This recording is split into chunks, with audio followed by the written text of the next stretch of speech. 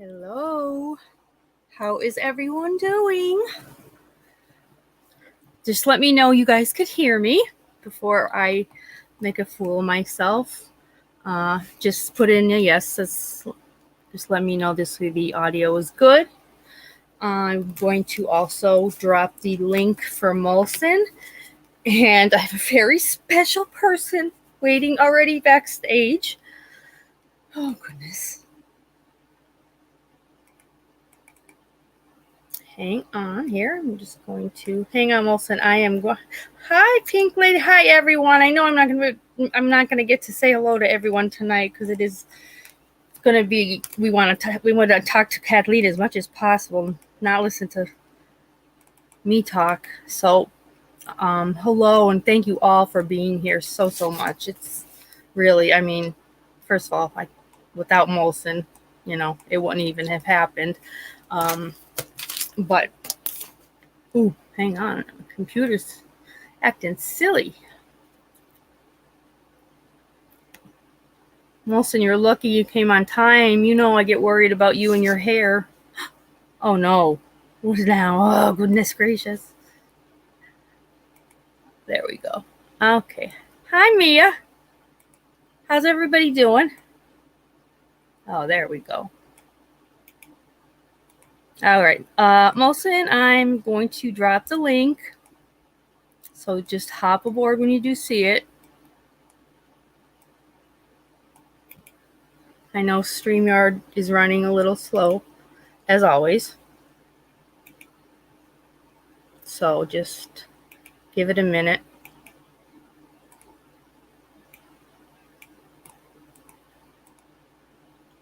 And we will begin.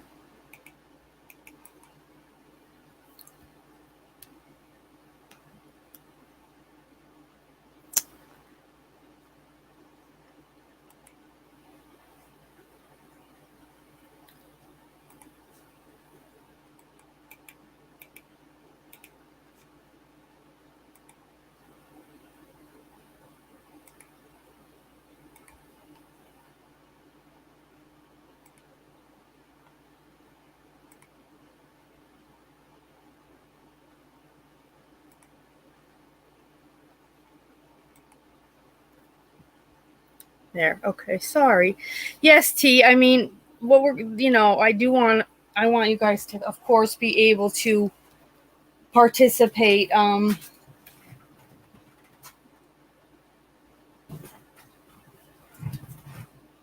It's just that, it's hard to get everybody's questions in. So I don't want anybody to be upset when they say, well, you ignored my question because, guys, that's definitely not the way it is. If I see your question 100%, you're gonna, I will ask her. If not, we're still gonna have a good time. So no worries. Either way, we'll have a blast. All right, Molson, there it is. It finally went through. Sorry, that was silliness. So you hop aboard, and I'm going to wait till Molson's here because he is the reason that Kathleen is here. So I want him right up here with us.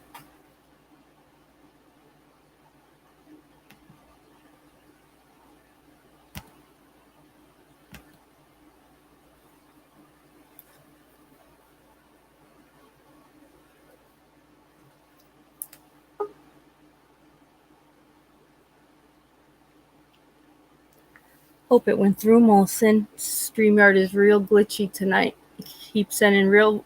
Oh, okay. It says your name. It says you're backstage, but it also says you. Oh, there you are. Okay, hang on. You're coming up right this second.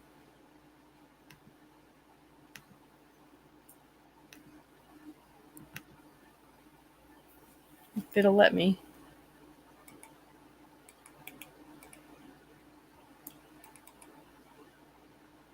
There you are. Hi.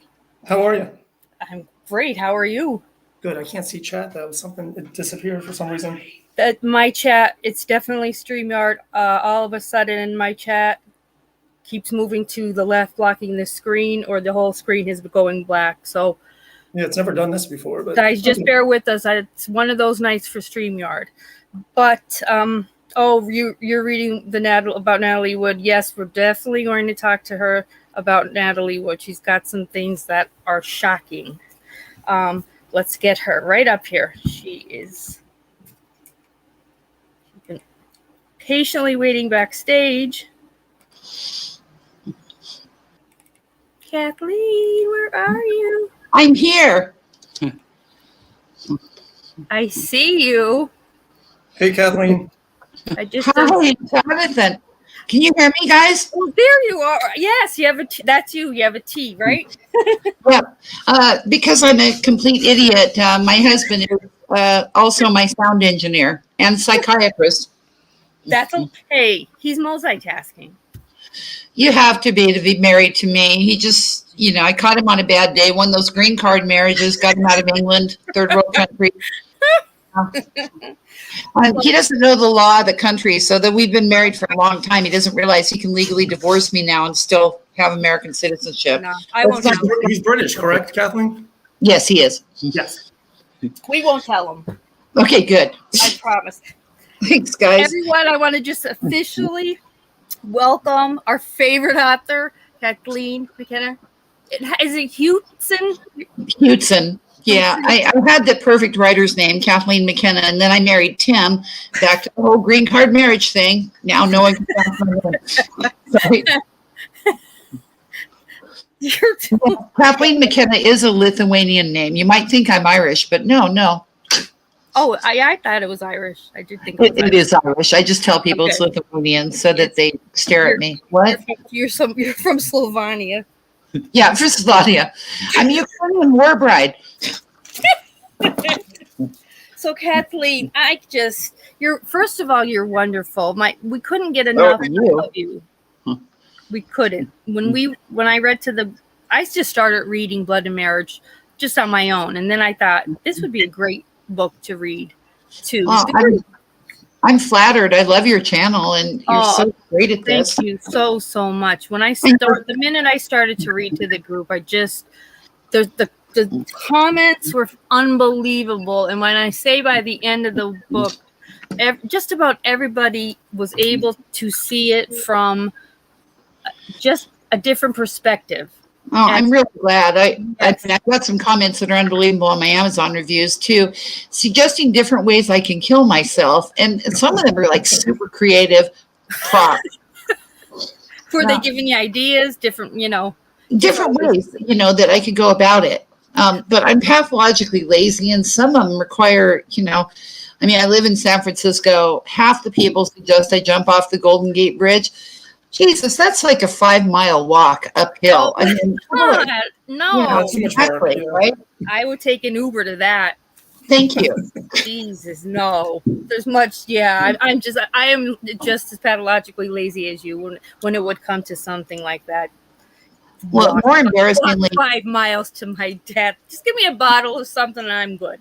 Well, it gets worse, Rose, because now there's a net to catch all the people that jump off the Golden Gate Bridge. So you have to sit there in the net with a bunch of other losers. Oh, no. No. Yeah, it's just. No, I might have wanted to kill myself, but I'm better than you people. No one look at me. Yeah, I would not. That wouldn't happen. That would be our luck, Kathleen. We'd survive. We're sitting there in the net, and, then we end up on YouTube. It's just grim. No. Or like Molson would have a video that poor Anna. Yeah. Okay, no, Ann H's automobile accident, and then all of a sudden, when she jumps up from the stretcher and it looks like the living dead, and I scream, but like that would be us. There'd be the helicopters above us. Oh yeah. And we'd be in a stupid net. And, Jonathan would end up talking about this on Karen's channel. And sure, she's a friend of mine, but let's face it, she'd make fun of us. She's very mean. And she's not like Rose. She's not lovely. No, so we're going to, you know what, then let's totally scratch that forever and just torture people till the day we die. Ask me murder questions. Oh, I love it. First of all, I know it is the year 2022, and you are long beyond Chris Watts. We all know that 100%. They always stay with me though, Rose, every one of the victims in the books. I mean, I'm going to care about everybody I write about till I die. I mean, in his case, care in a different way. Yeah. Care the way I do Robert Wagner, which is cut the fucking net out from under them if they jump off the Golden Gate Bridge. Sorry. But you mean it lovingly. Thank you. Very lovingly. I get it though.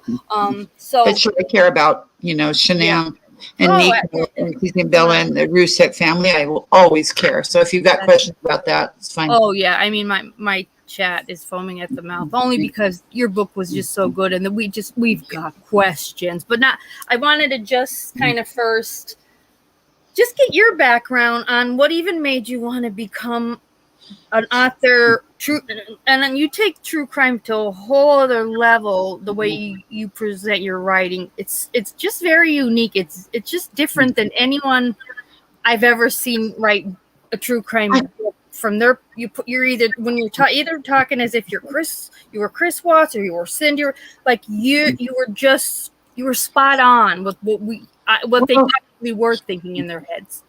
Thank you so much. I actually I was a social worker before, CPS for children. Yeah.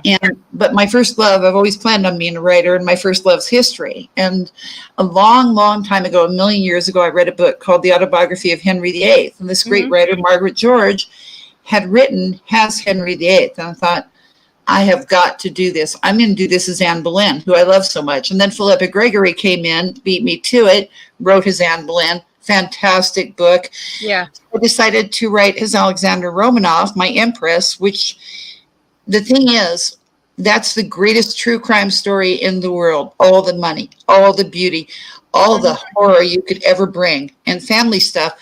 After 6 volumes, I decided, well, I mean, I'm not uninterested in true crime. Right, right. Yeah, 6 volumes. That, I mean, wow. That how long did that take? 6 years. Actually, that one went pretty fast. Blood and Marriage alone took me 3 years for various different reasons. And I'm just finishing Murdaugh, She wrote about the Alex Murdaugh case, and that's been 2 years. I'm not a quick writer, but I guess, the Alexander Romanov stuff was going to be 1 book, and then it went to 6 volumes. Unique gift of saying 50 times more than I needed to, I guess. I got her. And then, The Night My Husband Killed Me is not fiction. Right. The Inquirer, and this isn't really a credit to me, but the Inquirer put it up twice, and I agreed to that because I wanted Robert Wagner to suffer. Yes. We got the verdict changed. Natalie Wood. But here's the thing. He's going to die a rich old man in the bed she paid for. And the only thing I could do, and that isn't much, is make people hate him if I could. That's not much of a triumph, but I guess it's better than nothing. It is. And we're going to talk about everything you did for that book as far as the whole entire experience when you flew over to Hawaii. I mean, I know my subscribers are just going to be like in awe of just how deep you go into researching. Well, I went crazy on that one. I spent Thanksgiving night floating in the Pacific off Isthmus Cove where she died, the exact place her body was found, in a nightgown and a down coat. Oh my God. And a pair of socks for 5 hours and 47 minutes. Wow. So flying over to Hawaii and pretending I was going to buy the Splendor, that was, fun. I love that. My night in Catalina, I have a very good friend who's a wonderful columnist and a complete lunatic. And there was a doctor in the rowboat. And what kept me from probably going into Natalie's fugue state, because dark water's scary. And I love the ocean. Yeah, it's terrible at night. I don't like it at night. No. And Tommy wanted to make sure I was awake. So he would lean down in his southern accent. Oh my God, that's the biggest tiger shark I ever saw. I fell for it every time, 6 straight hours, jumping, screaming as much as you can, jump in a, soaked down coat. But right. I know how she went, and it gave me a lot of time to think. And that's an awful death to hand someone. I mean, it was creepy enough, but I had a friend there and a doctor, and I was never in danger, Right. except for imaginary tiger sharks. Oh dear God! But I found the man that pulled her out. You know, I can't believe that part. You had I didn't say a word of it, and Okay. not even to Molson. Explain to us about, upon researching Natalie's death, just what you found, because okay, I knew Natalie had. I knew Wagner had never ever called the Coast Guard that night until the final hour, and then 11 minutes after he called the Coast Guard, Natalie was found, and I knew she'd been found by a man. A great Coast Guard old school hero who thought she was so newly dead. He put her in the hyperbaric chamber. She still had tears on her cheeks. It wasn't water, and her fingers were flexible. He thought he could bring her back. Unfortunately for me, I found out his name was Roger Smith. Roger Smith. I'm not making that up. It sounds made up. Yeah. Yeah, all the internet research in the world isn't going to help you find somebody named Roger Smith. So I just drove up and down through all of Southern California, stopping at every Coast Guard station and leaving letters, 57 of those. And then one day he got a hold of me. And then I found out that it was 11 minutes after Wagner finally made the call, 5 hours and 47 minutes in, that she was found. So consider all that time. No, my God. It's hideous. I know that, you know, because we all think of her as that beautiful starlet. Who was beautiful. Where she was is where I was. I insisted on being put in the drink exactly where she had been stuck for the 5 hours and 47 minutes. And it was close enough to the shore that I could see the lights and hear the people. Problem is, in a down coat, your knees come up under you, your arms go straight out. I'm a swimmer. You can't move an inch. You're just stuck there like you're in an armchair. You can't sink either. I know when Wagner put that coat on her, he thought it would sink her. Just the opposite is true. He should have watched the show about those fishermen in the North Sea, but I guess that was after his time. And because she called out for 45 minutes before the current took her to where she got stuck, he knew she was alive, and that's why he waited that long to call the Coast Guard.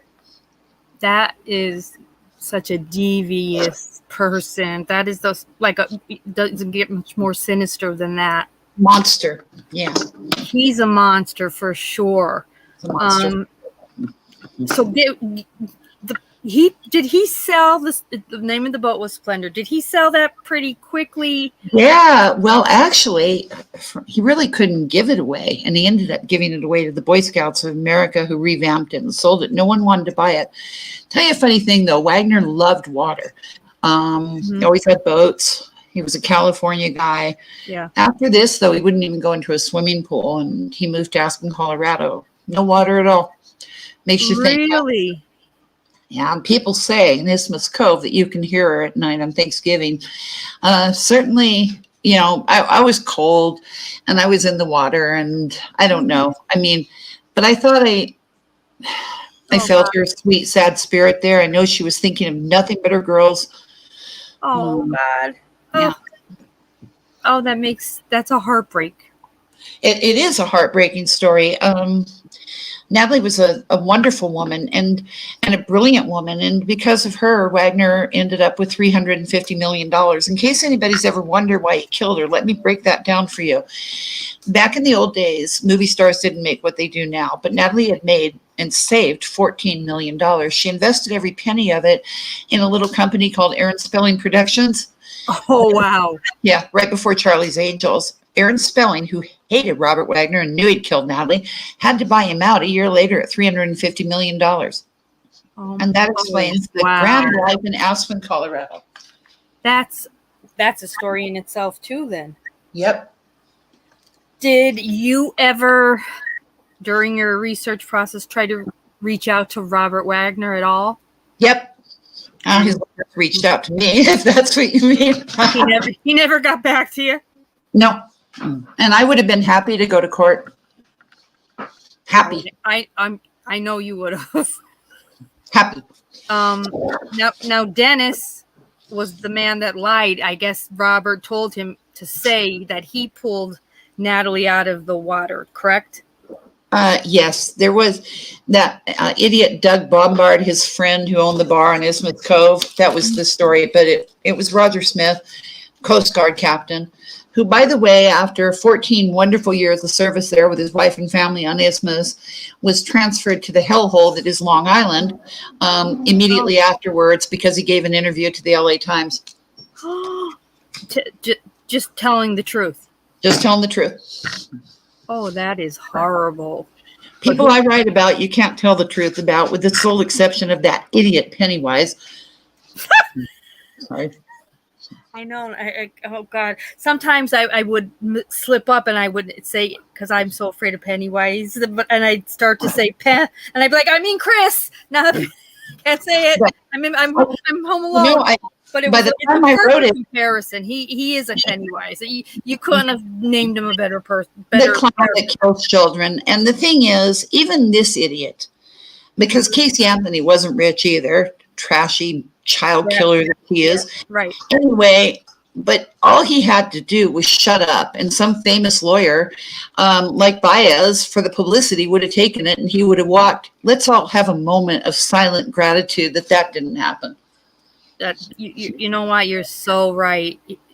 Jose would have. It would have been. He loves a good show. I mean, he loves the cameras. Yep. And he would have. Yeah, he would have definitely, and like you said, walked. He would have. In the same way that my newest case, Alex Murdaugh, will, I believe, walk on this. Oh God. Oh, we're going to talk about that because Molson loves.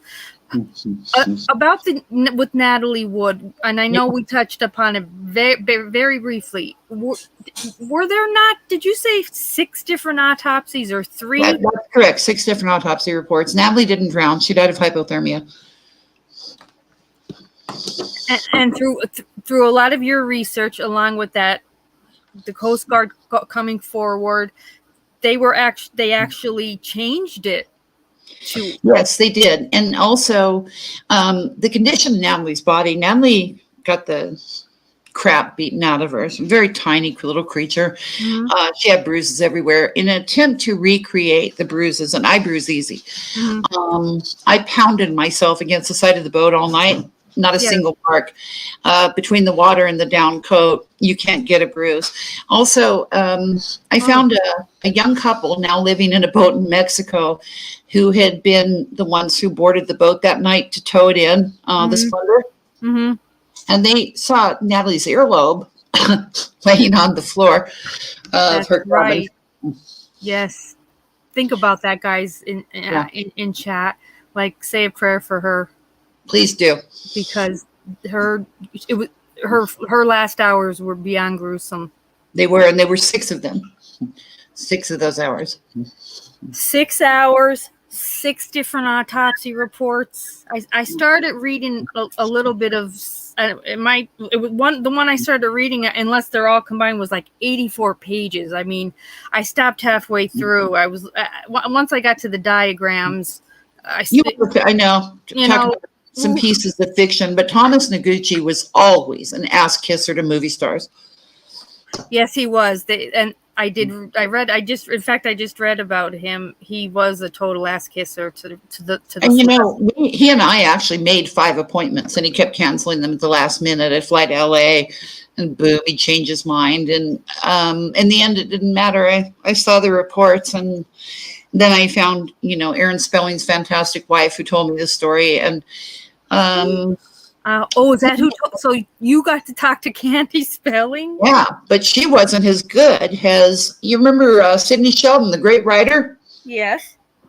His wife, Alexandra Sheldon, was one of Natalie's closest friends, and she shared she was the one who told me about the buy-in that Natalie had done. That's how I got to Candy Spelling afterwards, because I knew about the buy-in, and she and Sidney Sheldon had never had a moment's doubt. No one apparently had a moment's doubt of what Wagner had done.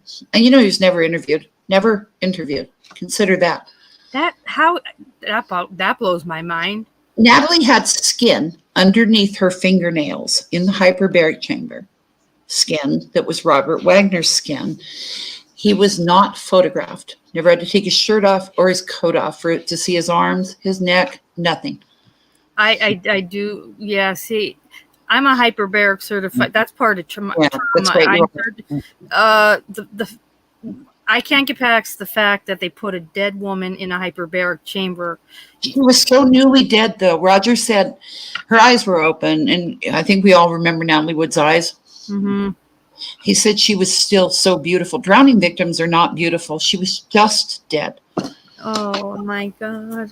He thought he could, you know, he's a great man. So it was Robert that insisted they put her in the chamber. Wagner? Oh, God, no. Oh, who? No, it was Roger that accepted. Oh, okay. Wow. No, Wagner never even went to see her. He didn't? No, he was flown out in a helicopter half an hour after the discovery. Never went to see her. And what about Christopher Walken? Did he ever? Don't get me started on Walken. You know, here's the thing.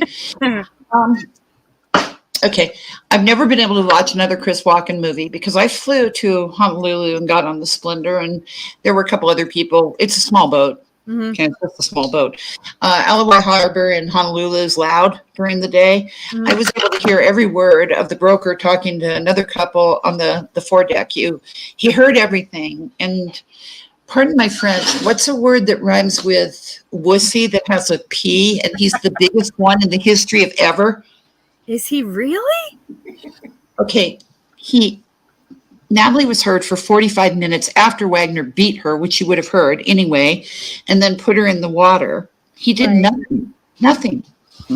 Absolutely nothing, and just said, I heard nothing, correct? Yeah, no evil, see no evil. Well, okay, all right. Yeah, I had too much to drink, and I, was battling seasickness. Even though he did admit eventually that Wagner had smashed a wine bottle in front of him right before he fought Natalie in and beat her to death, or beat her badly and then put her in the water. But yeah, I mean, what a guy, huh? What a hero. What a rock star. Yeah, she brought him thinking she'd be safe by bringing him along because she didn't want to be alone. She also had the great Dennis Davern on board. He was a big help. Two grown men that weren't trying to kill Natalie, but let her die slowly and horribly. Yes, see, this through your book, I can't get past the slowly part. Yeah. I read Natalie's, and then I read Nicole Brown Simpson's, and I had to. I didn't go back to it yet. I had to stop. Sometimes you have to take a break because they weigh on. I think when we talked, I told you it took me 3 months to write 3 pages on the death of Kimberly and Christy McDonald because they were little girls. And writing about Cece and Bella finished off my bleeding ulcer. I'm never covering children again. It was 10 years between Chrissy and Kimmy before I could write about Cece and Bella, and I hope I don't live long enough to ever do it again. Never. No. Oh, I'm so sorry, though, because, you wrote a beautiful book. I wanted people to know how those little girls died, all 4 of them. They died horribly. They died prolonged deaths. And we don't want them to be forgotten. No. It's not like I'm not in chats, and I know my people, just to be in chats, gossiping and spreading propaganda. It's like, maybe we can help a woman get out of a bad situation. Like, there's always help. Leave. If you have a gut feeling something's not right, it's probably not right. Don't ignore it. Exactly. Go away and take your kids with you. Yes. Please take your kids. Yeah. So but, there's so much about Colette McDonald that was more noble and brave than, there was a back door feet from her when Jeffrey started the killing. Yeah. And she was pregnant and he'd already killed her 5-year-old. But she didn't go out the back door. She let every bone in her body be broken and be stabbed, I think, 70 times, trying to save her 3-year-old. Oh, God. What a woman. Oh, my God. That gave me the chills. Every bone broken. Yeah. And she was stabbed so many times with a nice pick. But the fight she put up for her little girl, she's one of the great heroes of all time. And while the writing is gruesome in there, I want people to acknowledge what an incredible woman she was. And what an incredible man Jeff McDonald is. I had the pleasure of meeting him. You did? Yeah, I sure did during the writing of the book. I love the fellow.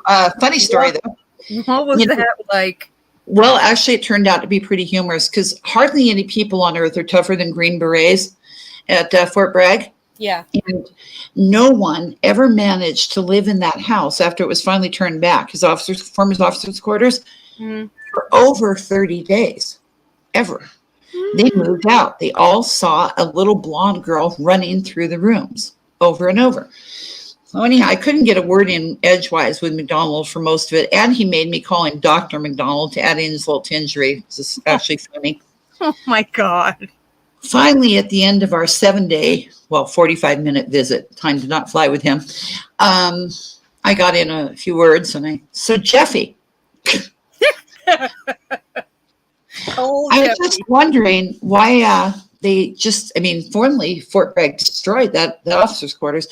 And I said how strange it is that one captain after another faced the humiliation of saying they saw a ghost and moved out. He lost his shiz, turned bright purple, starts screaming, "There's nothing after death. There's nothing after death." And I'm like, well, Jeffy, if I were you, that's what I'd think too. But yeah, that's what gets you to sleep at night, huh, buddy? Yeah. You're a real man. And if that's what gets Chris Watts to sleep at night, fine. But I hope in his, I think he and Jeff McDonald both plan to live as long as a human body can possibly live. Oh, and they probably effing will.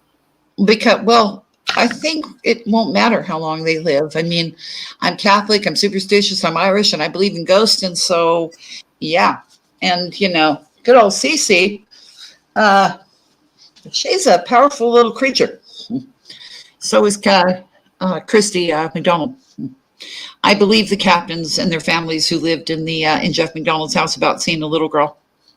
Oh, I told. See, Molson's not real big with that, but I 100% believe in that with all my heart. When I don't know what Chris Watts sees in the dark of his cell at night. I hope it's horrible. Me too.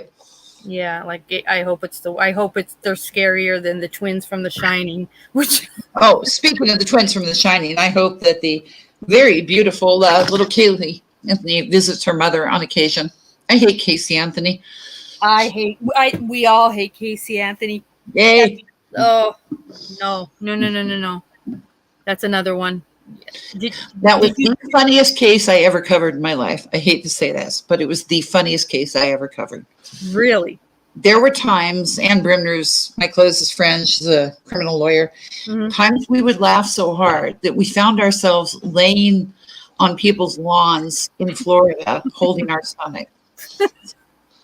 I've never met you have to if you don't laugh sometimes, and that happened to all of us with Blood and Marriage.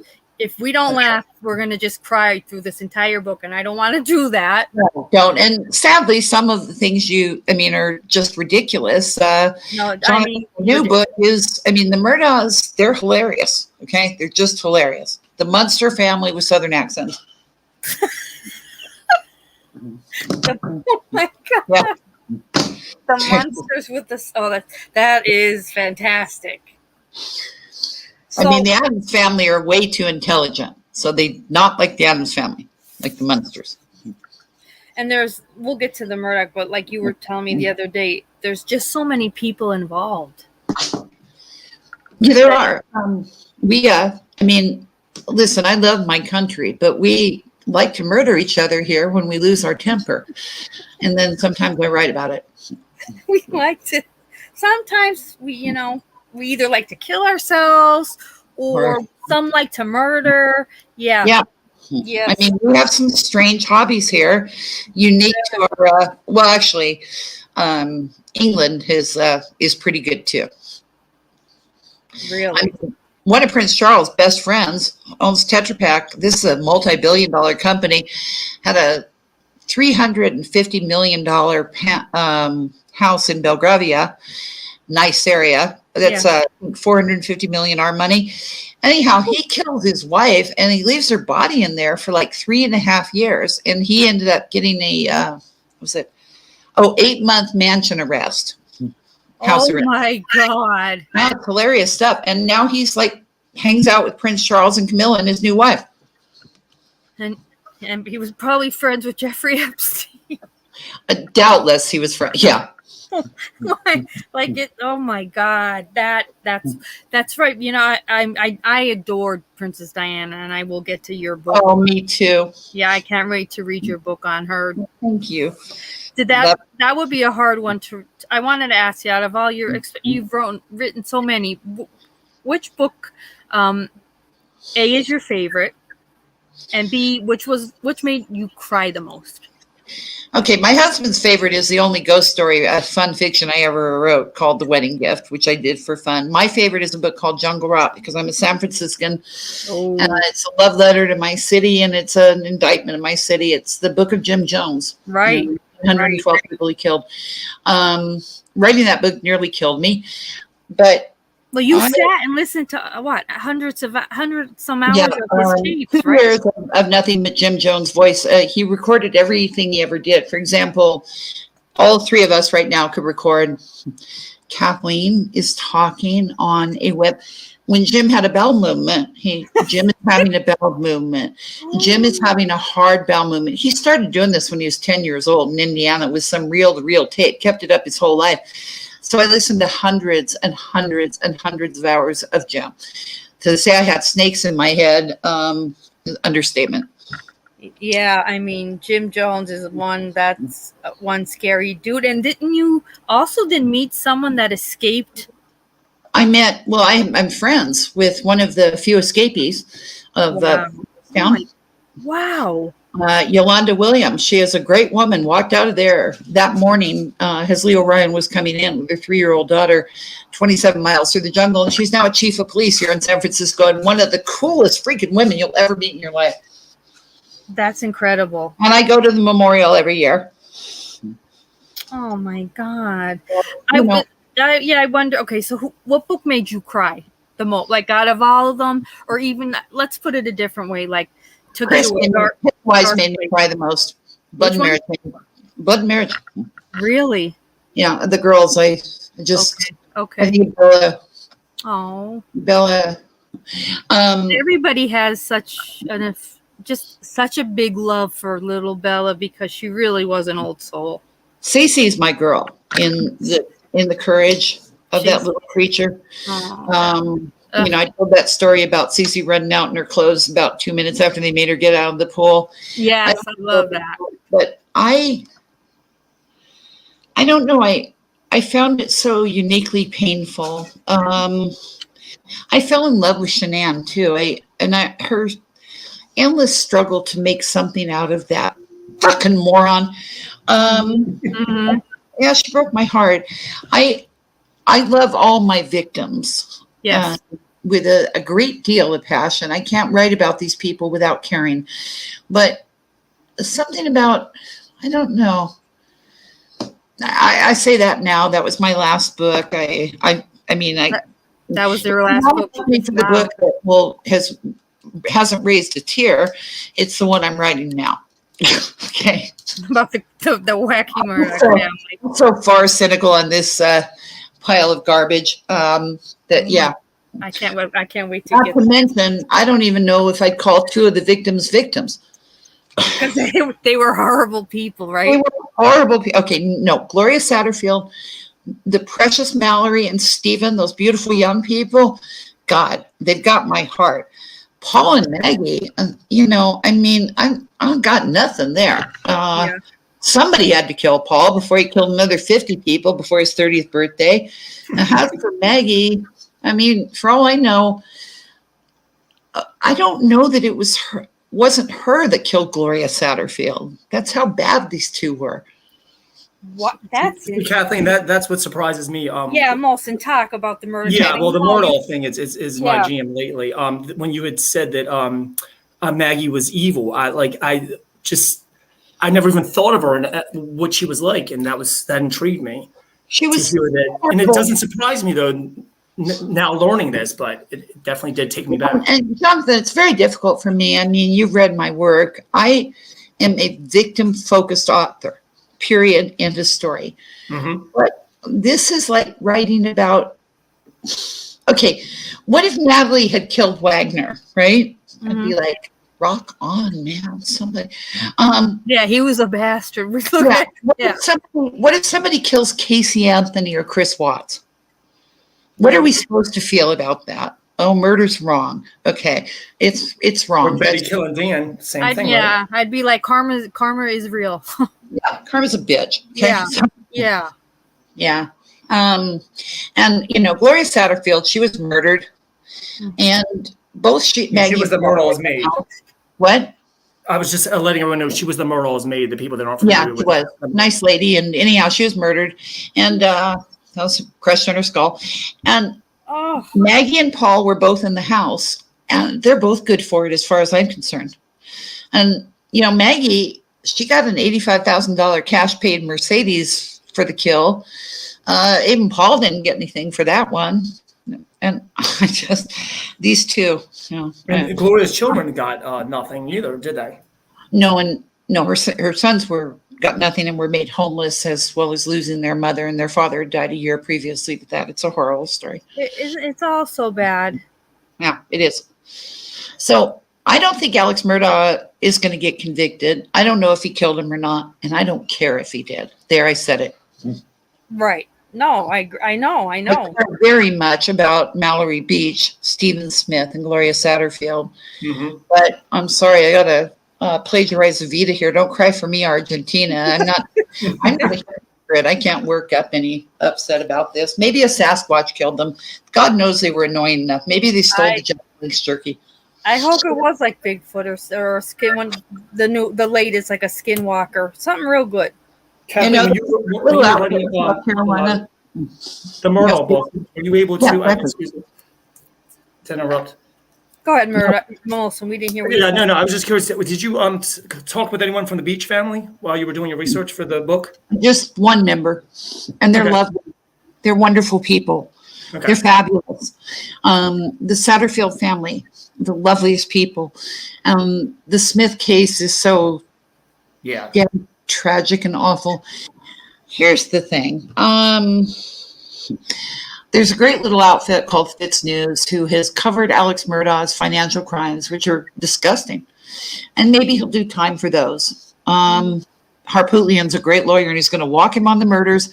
Again, I don't care. I hope he does do time for the financial crimes. He's hurt innocent people, including the poor Satterfield family. He has injured the Beach family by covering up Paul's murders. Alex Murdaugh is completely guilty of covering up the disgusting murders his son committed and that maybe his wife committed. But as for the rest of it, well, except for the financial, right? I'm going to take some heat on this. I won't lie. I can't be a hypocrite about Maggie and Paul. Don't you dare. Don't you dare. And for those unfamiliar with who Mallory Beach is, she was the girlfriend of Paul Murdaugh, the son that was killed. She was killed in a boating accident in February 2019 that Paul was driving. He hit a pile-on and she went into the water and ultimately died. Actually, almost close. Mallory was the girlfriend of a very fine young man named Anthony Cook. Paul had a beautiful girlfriend named Morgan Dowdy. He stopped the boat. He put it in neutral, as one does. He stripped off all of his clothing and went over and beat the shit out of his beautiful young girlfriend and spit on her. Then, I was assuming that was Mallory. Okay. Well, that's right. Mallory had her boyfriend was on there as well. Okay, thank you, Kathleen. Yes, and Mallory did try to defend her friend. I think when Paul decided to drive the boat to the pilings, and he wasn't on the boat when that happened, but I think when he decided to do it, he didn't care much if he killed the other 5 people on board. He found his girlfriend clearly an annoying bitch, and he had just beaten her yet again to show her that. Mallory had yelled at him, and so had the other beautiful girl, Miley, the 3 M's. And I think he thought, and then Mallory's boyfriend yelling at him, and poor old Connor Cook's yelling at him. Paul didn't like criticism. He didn't take much of it. So if all 5 of them had died, that would have been fine with him. He himself was safely off the boat when it hit. Wow. I didn't know that either. A lot of devious people in that whole bunch. Yeah. How far along are you now with that book? Where is it now? Are you at the editing stage? It's going to first draft now to editing, and got the cover picked out. And obviously, this one has to go to both editorial and legal so that no one in the Murdaugh family sues me. Not that they have any reason to, because I I have a lot to say about Alex's father, who's dead, and a lot to say about Paul, who's also dead, and Maggie, who's dead. And they can't sue me. And No. as for Alec, he's already confessed to his financial crimes, and I'm certainly not going after him if it was him or a Sasquatch or yeah, whatever creature from the snowman, whatever. But it does have to go through legal. And the thing is, I just I would have been finished a month ago. But I was trying to find something nice to say about Maggie, or like one out of the 200 people I've talked to who might have some nice story to tell me. But that did not happen. So it goes forward as the truth. I know you did tell me that. Like, I'm having trouble even finding one good thing to say about him. I just ask, hundreds of people, do you have at least an anecdote, a nice thing to, some funny story, some kindly? But no, one person, I find this funny. Well, she did go to see Gloria Satterfield after the accident in the hospital one time, 22 years, nanny, housekeeper. But I've come to the conclusion she went to make sure she was never waking up from the coma. And if she was afraid she did, she probably put a fucking pillow over her face in the hospital. So, yeah, okay. There we go. Do you think Gloria had something on them? And maybe that. Yes, I do. I think that Gloria over time had learned how Stephen died. Paul was not discreet. Okay. Now, Stephen Smith was someone that was, it was a hit and run. He was someone in that town that was, and they still are unable, they still don't know who was driving the car that ultimately hit him. It was, actually, Stephen was beaten to death with a baseball bat by Paul. That was never reported. Did I? Shot in the head. It shows he was beaten horribly and had defensive wounds on his hands. But because of the Murdaugh's power, they said the semi hit him. Okay. An invisible semi. Of course, there were no pieces of them on the road, no skid marks, no proof that there had ever been a semi anywhere. But that's, 2 good cops were fired for filing the report that he was shot and beaten. Oh, wow. Oh, my God. Yeah. See, it's a case within a case within a case. Well, yeah, let's all just cue The Night the Lights Went Out in Georgia. Sing along loudly. That's all. Yeah. You start, Molson. Okay. No. Now, before I have the question I want to ask, but it kind of is all going to tie in, because this also stumped me in our this telephone call the other day. Okay. You were kind of like, what? Can we pen pals with our boy Charlie Manson? I was pen pals with Charlie. Right. And B, I didn't get it wrong. You would go and interview, whatever, Susan Atkins at the jail, correct? Sadly, yes. No, we are beyond intrigued with this, because when you said, I'm not going to say, describe first of all to our chat what you told me, like what she looks like, and just how evil she is.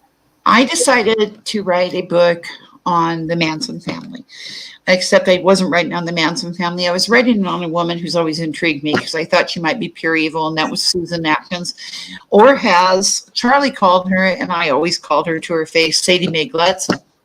She didn't like it.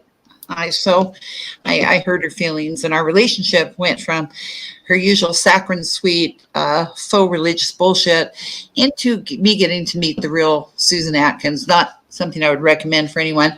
Yeah. She was dead. May she rest in hell. Peace. Sorry. I spent 3 months seeing her 5 days a week.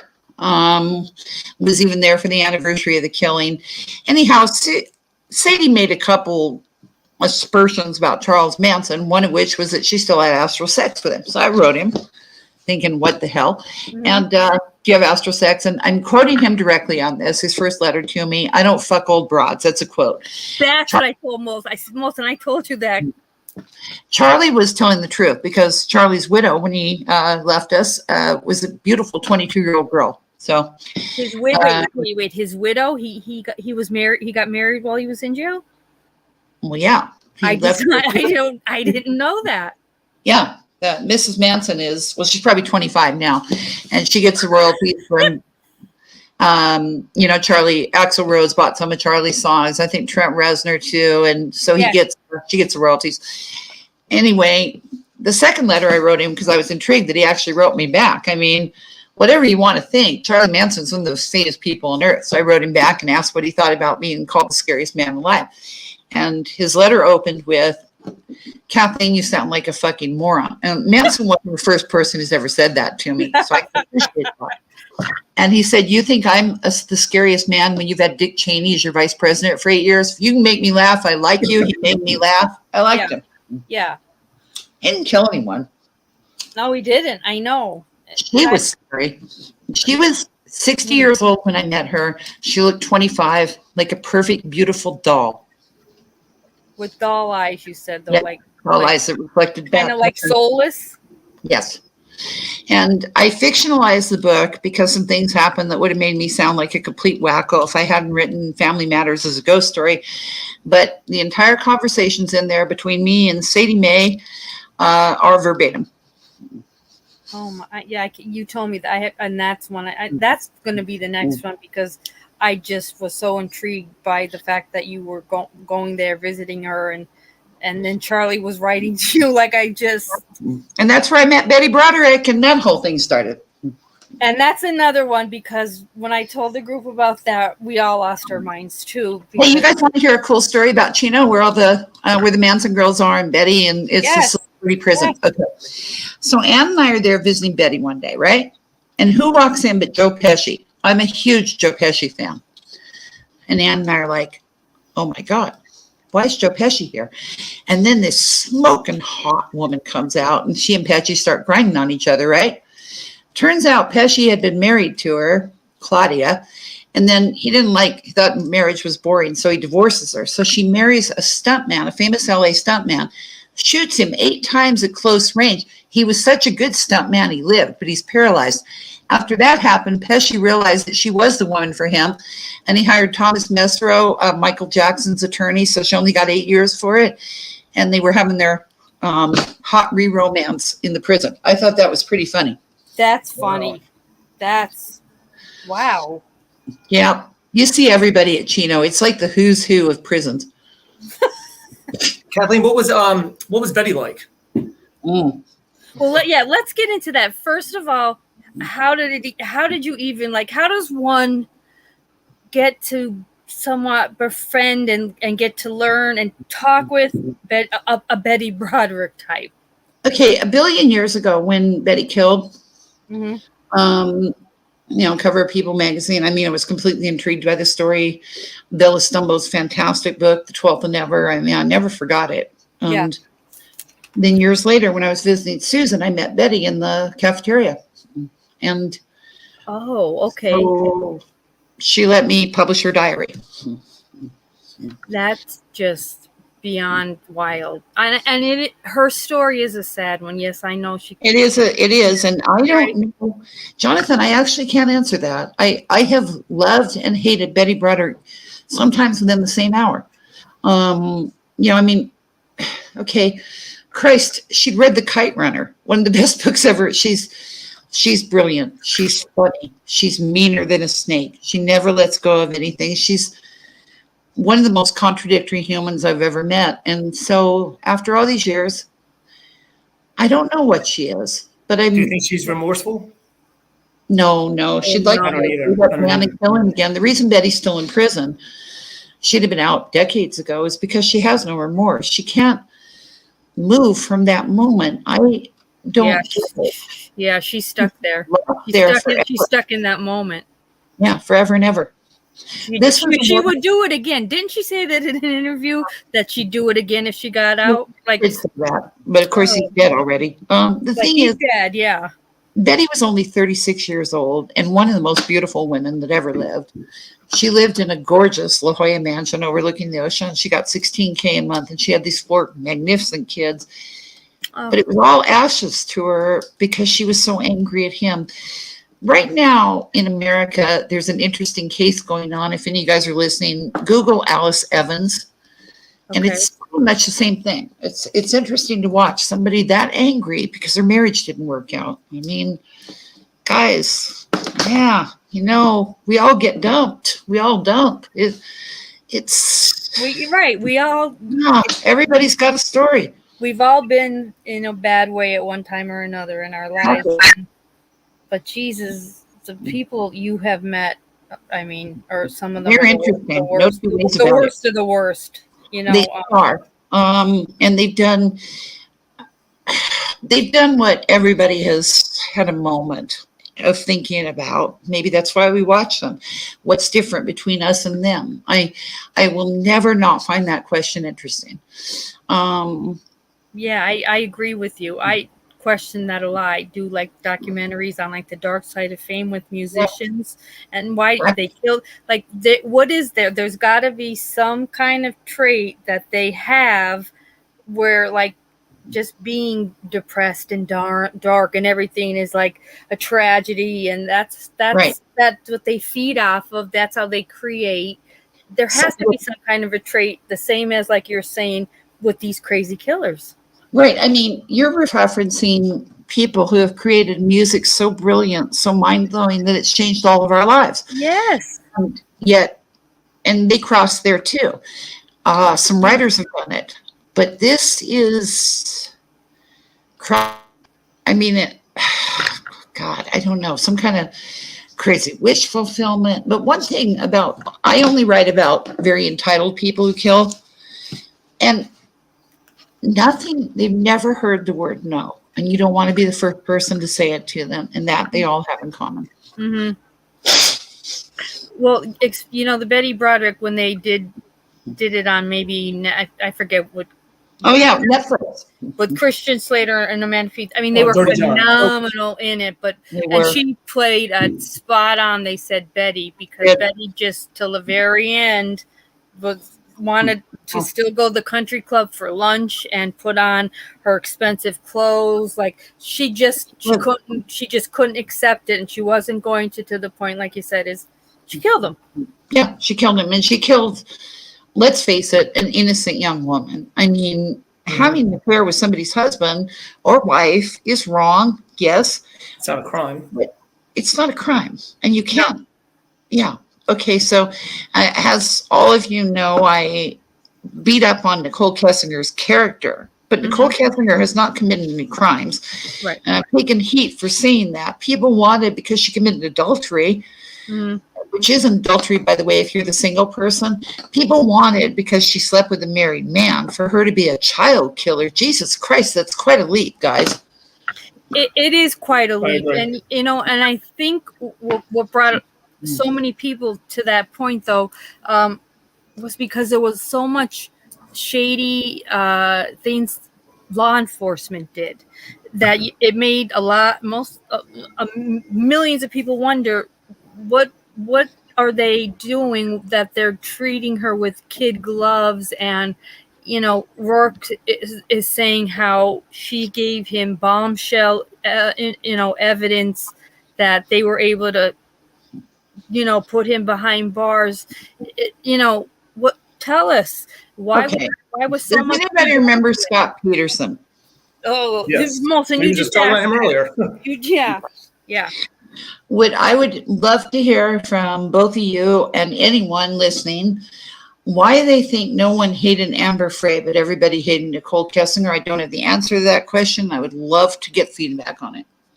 I think because she cooperated right away versus Nicole. And she was also, it seemed to be very forthcoming, whereas Kessinger appears to be hiding some things. Okay. That's my opinion. I think because Scott told her that his wife died and he was a widow. Right, which was so believable, but so sickening to say.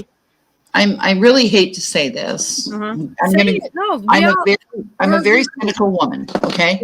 Yeah. Is it possible that Amber Frey, who was not very pretty, who was dirt poor, who was an unwed mother, and who made like $800 a month and was one of life's losers, was enough to pity, whereas Nicole Kessinger is inarguably very pretty, was making $125,000 a year by 30, would have been making 250, highly educated. Is it possible that there was nothing to pity in her, so we could only hate her the way we all hate, or you're supposed to all hate Amber? Yeah, I've never like thought of it any other way, that because I just thought Amber was dealing with someone she thought was a widow, and just fell in love with how wonderful he treated her son. Well, how could this, compassion such Nicole, compassion, but yeah, there was no compassion. To see Nicole Kessinger and the interviews, and her, barely even able to say Shanann's name, and not, she's just very unrelatable. So I think it was very easy to dislike her from the beginning, and not really just because also so much was redacted of the information involving her. It just left too many open-ended questions. And that's why I think we're at such a place where, no, I don't think she directly murdered the children, but I just, in my gut, feel whether she went in that house then in the morning and helped clean up, or, she knew he did it. And, hang on. Kathleen fell out. She fell out. Hang on. She better not be jumping off that bridge. Well, there's a net. There's a net that will catch her. That's right. That's right. Let me look at chat. Guys, thank you so much. I hope everybody is enjoying Kathleen. I told you. Hey, Rose, I'm going to jump off too and come back and see if I can see the chat on here. Maybe that'll switch. Is that okay? Yeah. Oh, absolutely. All right. I'll be back. Let me see what's going on here. Oh, Kathleen, where are you, doll? Hope she was at the one night I was talking to her. She was having Wi-Fi issues. So maybe she's having them. Hang on. She'll be back. Don't worry, guys. I'm going to just look and see some comments here. Oh, Pink. Hi, Pink. Pink, Pink, I didn't know that you worked in a prison, and writing letters is as close to a prisoner having contact with the outside world. And when I did speak on the phone to Kathleen, one thing she did tell me was a majority of her hate mail comes from Chris Watts's girlfriends that he has in jail. And she said there are a ton of them. A ton of them that tell her to go kill herself. Because Chris is innocent and Chris should be out of jail and blah, blah, blah, blah, blah. So, which I was like, that I found that interesting. He's, he's in jail, and by no means is he not, getting the attention that he is. Obviously, other than being able to walk out a free man, he's getting the attention that he so loves. Oh, Nelda, thank you. You're doing a great job. Thank you so much. Yeah, and I told Kathleen, when we say when we're in Kelly's channel, what's the episode? We all have different theories or feelings about one versus the other, but by the end of the chat, first of all, none of us are mad at each other or calling each other. We don't do that. It's especially here. I'm not a Watts channel. I don't ever want anybody to ever leave here feeling like they were, disrespected. So I'm just looking at the comments, and you guys are all just enjoying it. So thank you for that. Let me see what else, because I don't want, if I can pick up any questions right now, because then I know when we get to the Q&A, you guys are going to have some good ones. What did y'all think, though, about her doing that 6-hour reenactment? I don't think she mentioned yet. They let her on the boat, so she got to go onto the Splendor, the boat itself. She walked in the room where Christopher Watkins was supposedly in. She walked in the back where, Robert Wagner had smashed the line.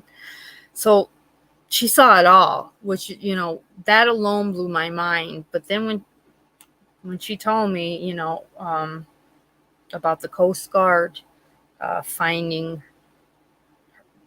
Natalie's ear in the dinghy, it just blew me away. it really blew me away. And I'm okay with reading autopsies on adults. You know how I am with kids. So if Kelly or I want to do a collab one night and talk about Natalie's death, and I'll go over the autopsies with you. But there are 6 different autopsies, and none of them are alike. It is such a, like, out of a Hollywood movie. You have money, anybody will do whatever you want them to do. And Robert Wagner is just such a coward. Did Natalie run away? No. It was Thanksgiving weekend, and Robert Wagner insisted that he was going to take Natalie out on their boat. They got married twice too. Let's remember that. Robert Wagner and Natalie Wood were married once, got divorced, and then years later rekindled and married again. But by the time all this happened, it was ending. And basically Natalie had a plan. She was going to be moving. She was going to be going to New York City to film. And she was basically going to get away from him and divorce him. So he insisted the weekend after Thanksgiving, they were going to go on the boat. Christopher Walken and Natalie at that time were filming a movie together in New York, in LA. Christopher's family was in New York City, so he was alone. And she said to him, "Come with us on the boat for the weekend. First of all, I don't want to be alone with them, and it'll be fun." I could picture Christopher Walken. Yeah, all right, whatever.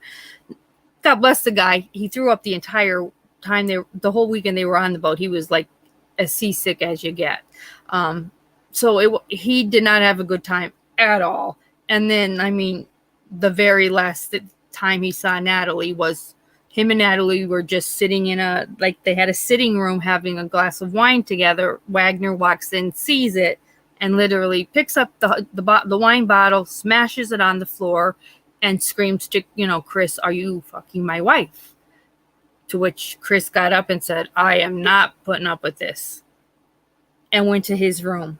And so, as he has said through the news, that was the last time he saw Natalie. I love him as an actor. Whether it's true or not, who knows? But that was what he said. So no, she didn't run away. She had 2 girls that she was living for. Honestly, that was her motivation to keep going and not let him, because he was hitting her. He was already starting to hit her. It was bad. He was a very bad drinker, and the marriage, and he knew the marriage was over. So whatever he had planned, and by her coming on with them to him, with Christopher Walken's, joining them, I don't know if it possibly really pissed him off, but he was very weird to Christopher that whole weekend too. So that part is interesting. I am so sorry, you guys. I was attacked by a Sasquatch. Thank God that's all it was, because I thought it was possibly you were on the way to the bridge without me, but Molson said I would never go to the bridge without you. If we couldn't, it'd be a great YouTube show.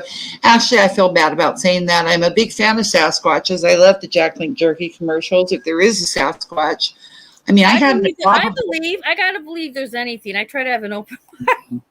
Well, I have, the Rudolph's Christmas Story, the abominable snowman. One of my Christmas trees is an abominable snowman, so I'm a fan. I just am. So 6-foot pre-lit abominable snowman. I love you. Oh my God, I can't.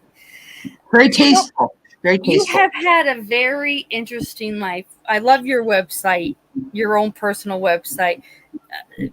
You've been. Where did you live in Alaska? Am I remembering it right? Was it Alaska? Yeah. And what animal? Didn't you come in contact with like a very wild animal? Oh, well, no, I've come in contact with quite a few grizzlies, but I love them. I've never been attacked. I've hiked out in the wilderness by myself, camped up at base camp at Mount McKinley. No, I mean, me and animals, I've no beef with them. I love them, and I love grizzlies. I've never been eaten by one, and I've been awful close to one. Several unfortunate times, mainly because I'm a really bad driver, and Alaska's a hard place to drive in. But yeah, had to spend the night out there a few nights. No, I'm not interested in myself, actually. Yes, you are. Yes, you are. I won the America's Dullest Woman Award last year, the 10th year in a row. I have, virtually am the least interesting person I've ever met. But I do run across other humans. Now I just have good stories because of these other people who are interesting. And one thing I wanted to add about Nicole Kessinger and Amber Frey. Do you realize people hated Shanann almost as much as they hated Nicole Kessinger?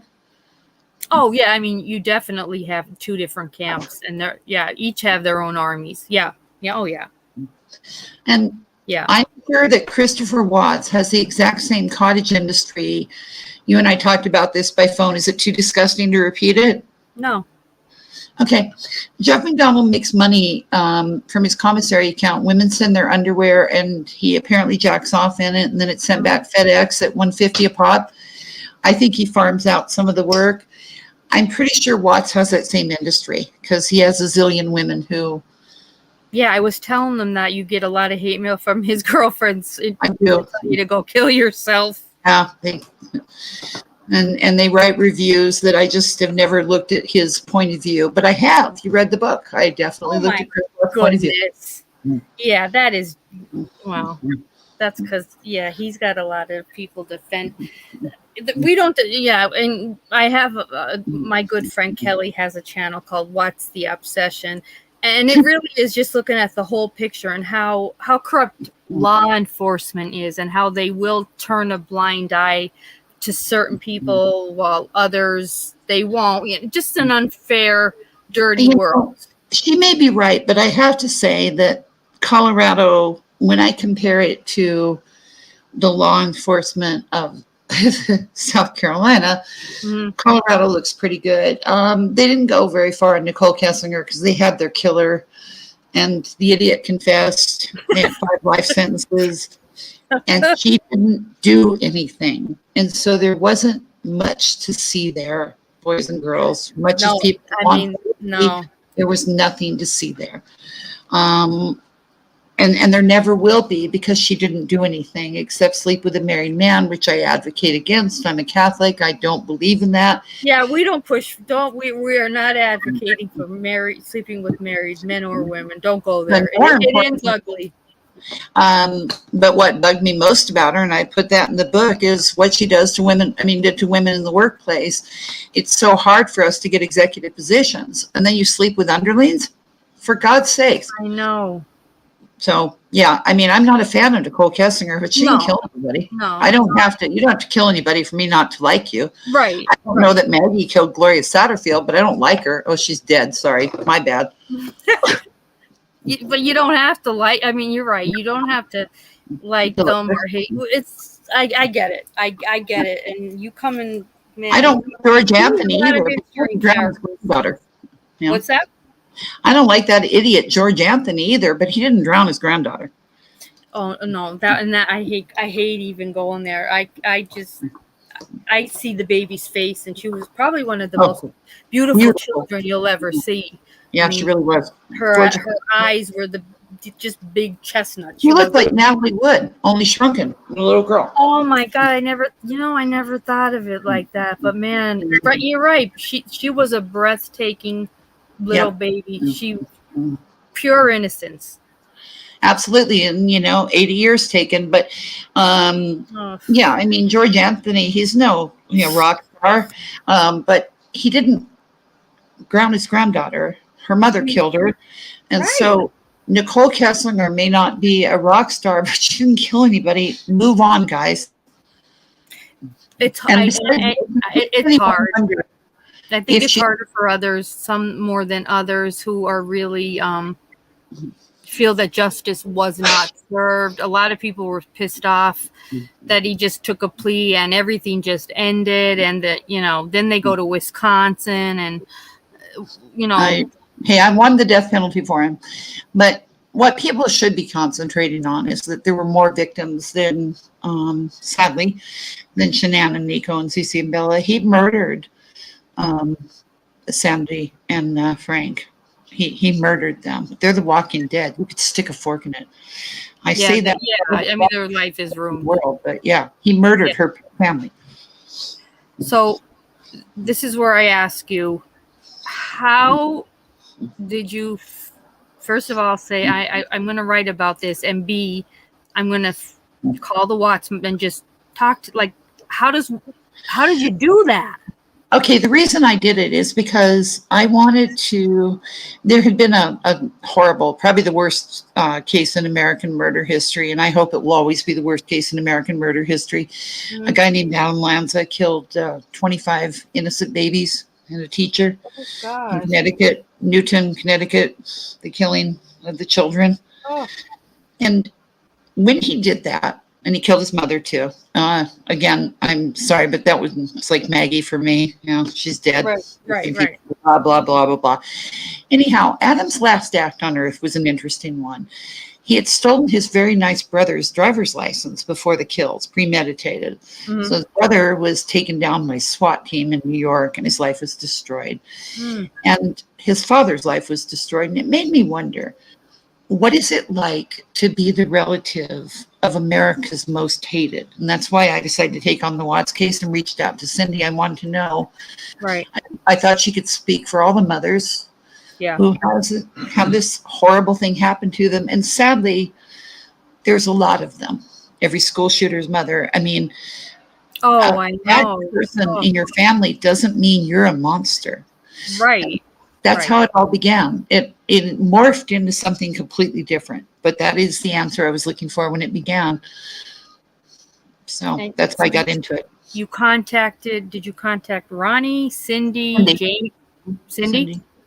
Yeah, I wrote her a letter. And, we had a great relationship for a couple of years. I have no hatred for Cindy. That's what I was going to ask you, how long the friendship lasted before it went. Right till the book was leaked to Kim Kaufman. Jesus. So, I didn't realize that's who it was leaked to. I did not realize that. Yeah. Critical K, Karen, she was probably the first person who read it, but it was leaked to Kim Kaufman first, and it was leaked to Karen too, deliberately by the Watts family. Strangely enough, Karen and I are friends. We're sort of like a boy named Sue, that old Johnny Cash song. I called her a horrible name, and she called me one. But she also said something to me, and I can take it when you tell me the truth. Mm-hmm. We're so stupid to let Cindy see parts of that book. I did it because I wanted to see how she felt about me writing her voice. But Karen was absolutely right. No one's ever seen one of my unfinished works, an unedited unfinished work. It was a complete lack of judgment on my part, and I got my ass handed to me, and that's okay. I think, though, I mean, you became part of, so was it 2018 when you first contacted them? No, it was a month after the kills, September. Wow. Okay. So you were part of, let's say, their inner circle, because there weren't many people that were there for them. No. And unfortunately, it's like the old story of Jiminy Cricket. Cindy, she knew what Chris had done, and she and I spoke about it very frankly all the time. And then she talked to this woman named Kim Kaufman, who convinced her that Shanann killed her own children, or that that's when I lost it. Because Chris is Cindy's son, she wanted, Kim's stories were so wild.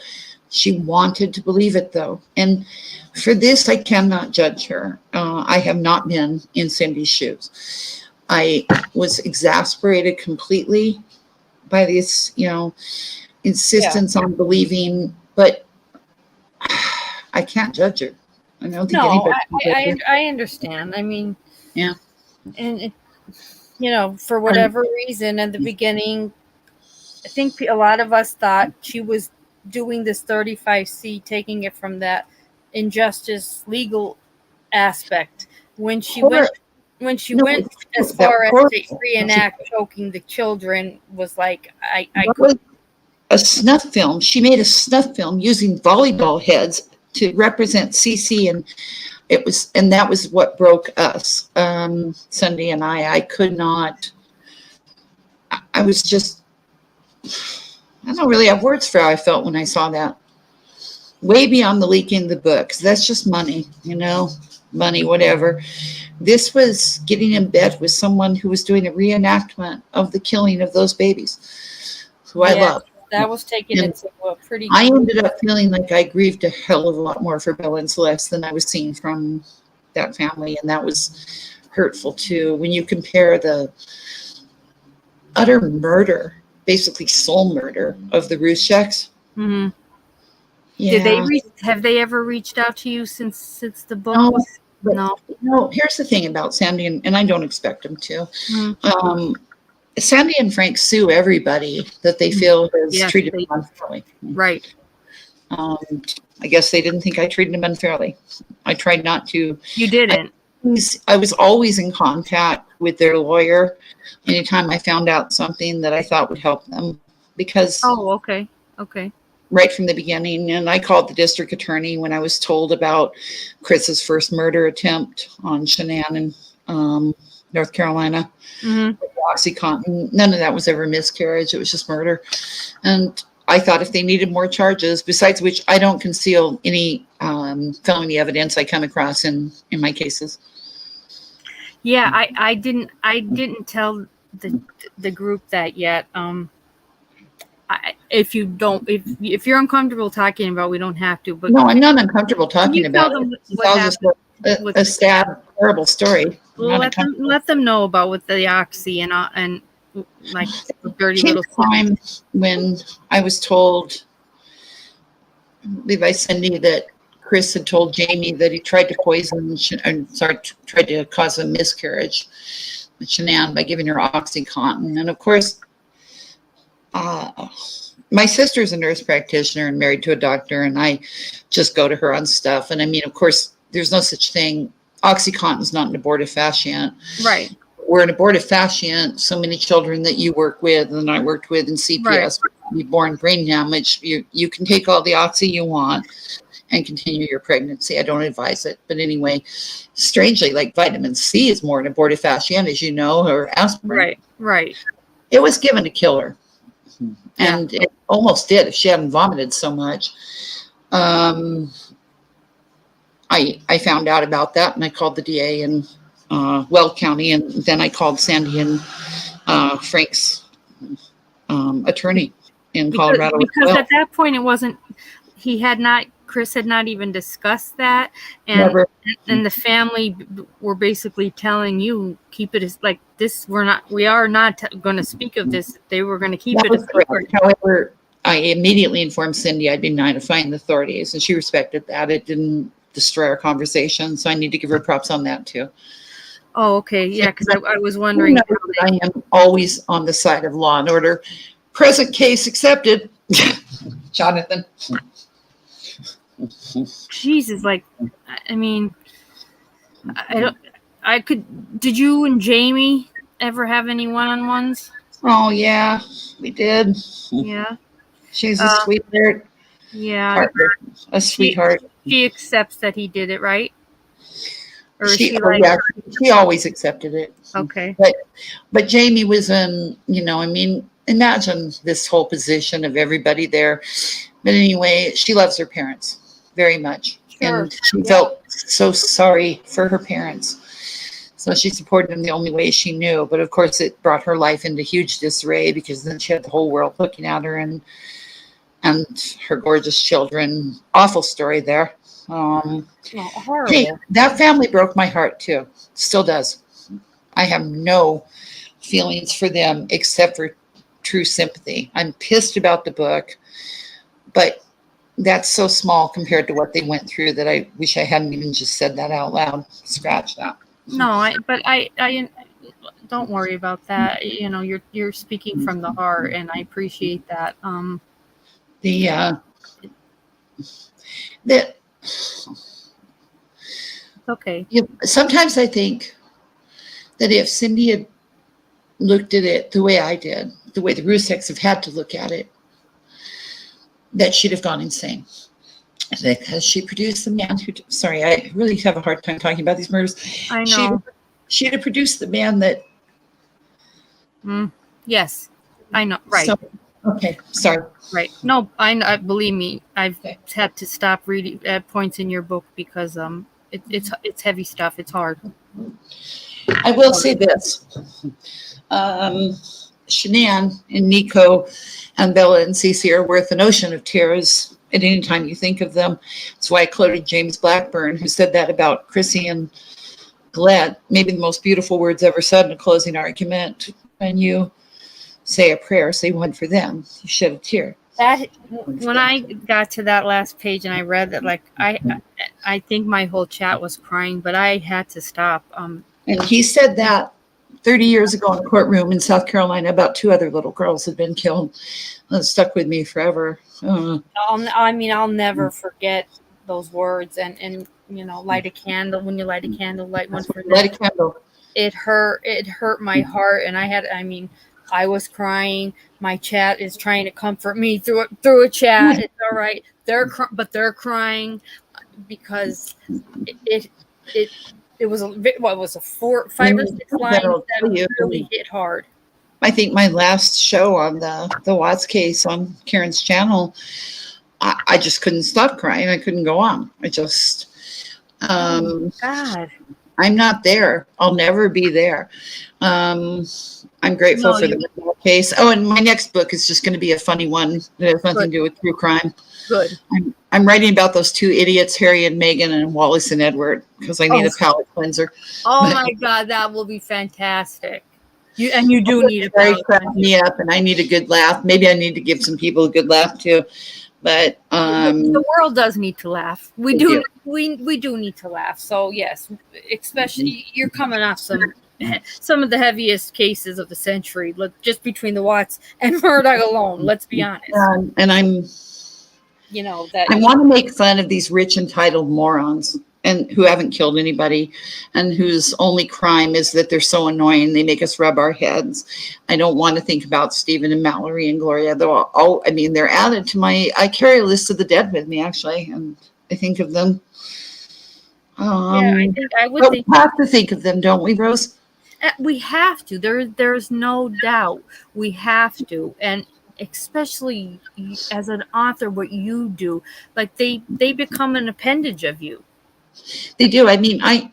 Every child I ever worked with as a social worker, always with me. And I know that's true of you with all your patients. Yes. If you don't have a heart for it, don't do it. You can't. You would be miserable. No. Because it's not easy. You couldn't do it. But if we don't care about people, then we end up with these cases. And you have to care more about people than other people you don't know, and then this doesn't happen. I hope I create compassion for the families and the victims, and I hope I create if that's a really petty thing, but a deeper hatred for those who do these things. The way you're like I said, when I kept saying to my group, guys, I'm telling you, when I read it, it's a different style. She has her own style of writing. I don't know what it is. It's fantastic, but so many people see, and I'm a mother. I have one son, so if I would have my radar up just as Sandy did with the way she was seeing things right from the beginning. I don't blame her for a lot of her doubts, her concerns, her worries about. No, we can't. You just can't. As a mother, I'd be the same exact way. I really would. You're an Italian woman too, and you guys have for your kids. But moreover, our kids would respond the way Shanann did and blow you off, because that's what kids do to us. And so there's no blame here except where it must always remain on Christopher Lee Pennywise Watts. Let's always leave it where it is. If he was a man, a real man, right from the beginning, a real man would say, we're all going to sit down. We're going to work through whatever you two are going through together, because we're married and I want, both families to be a part of it. He wasn't man enough to do that. So it just got uglier and uglier.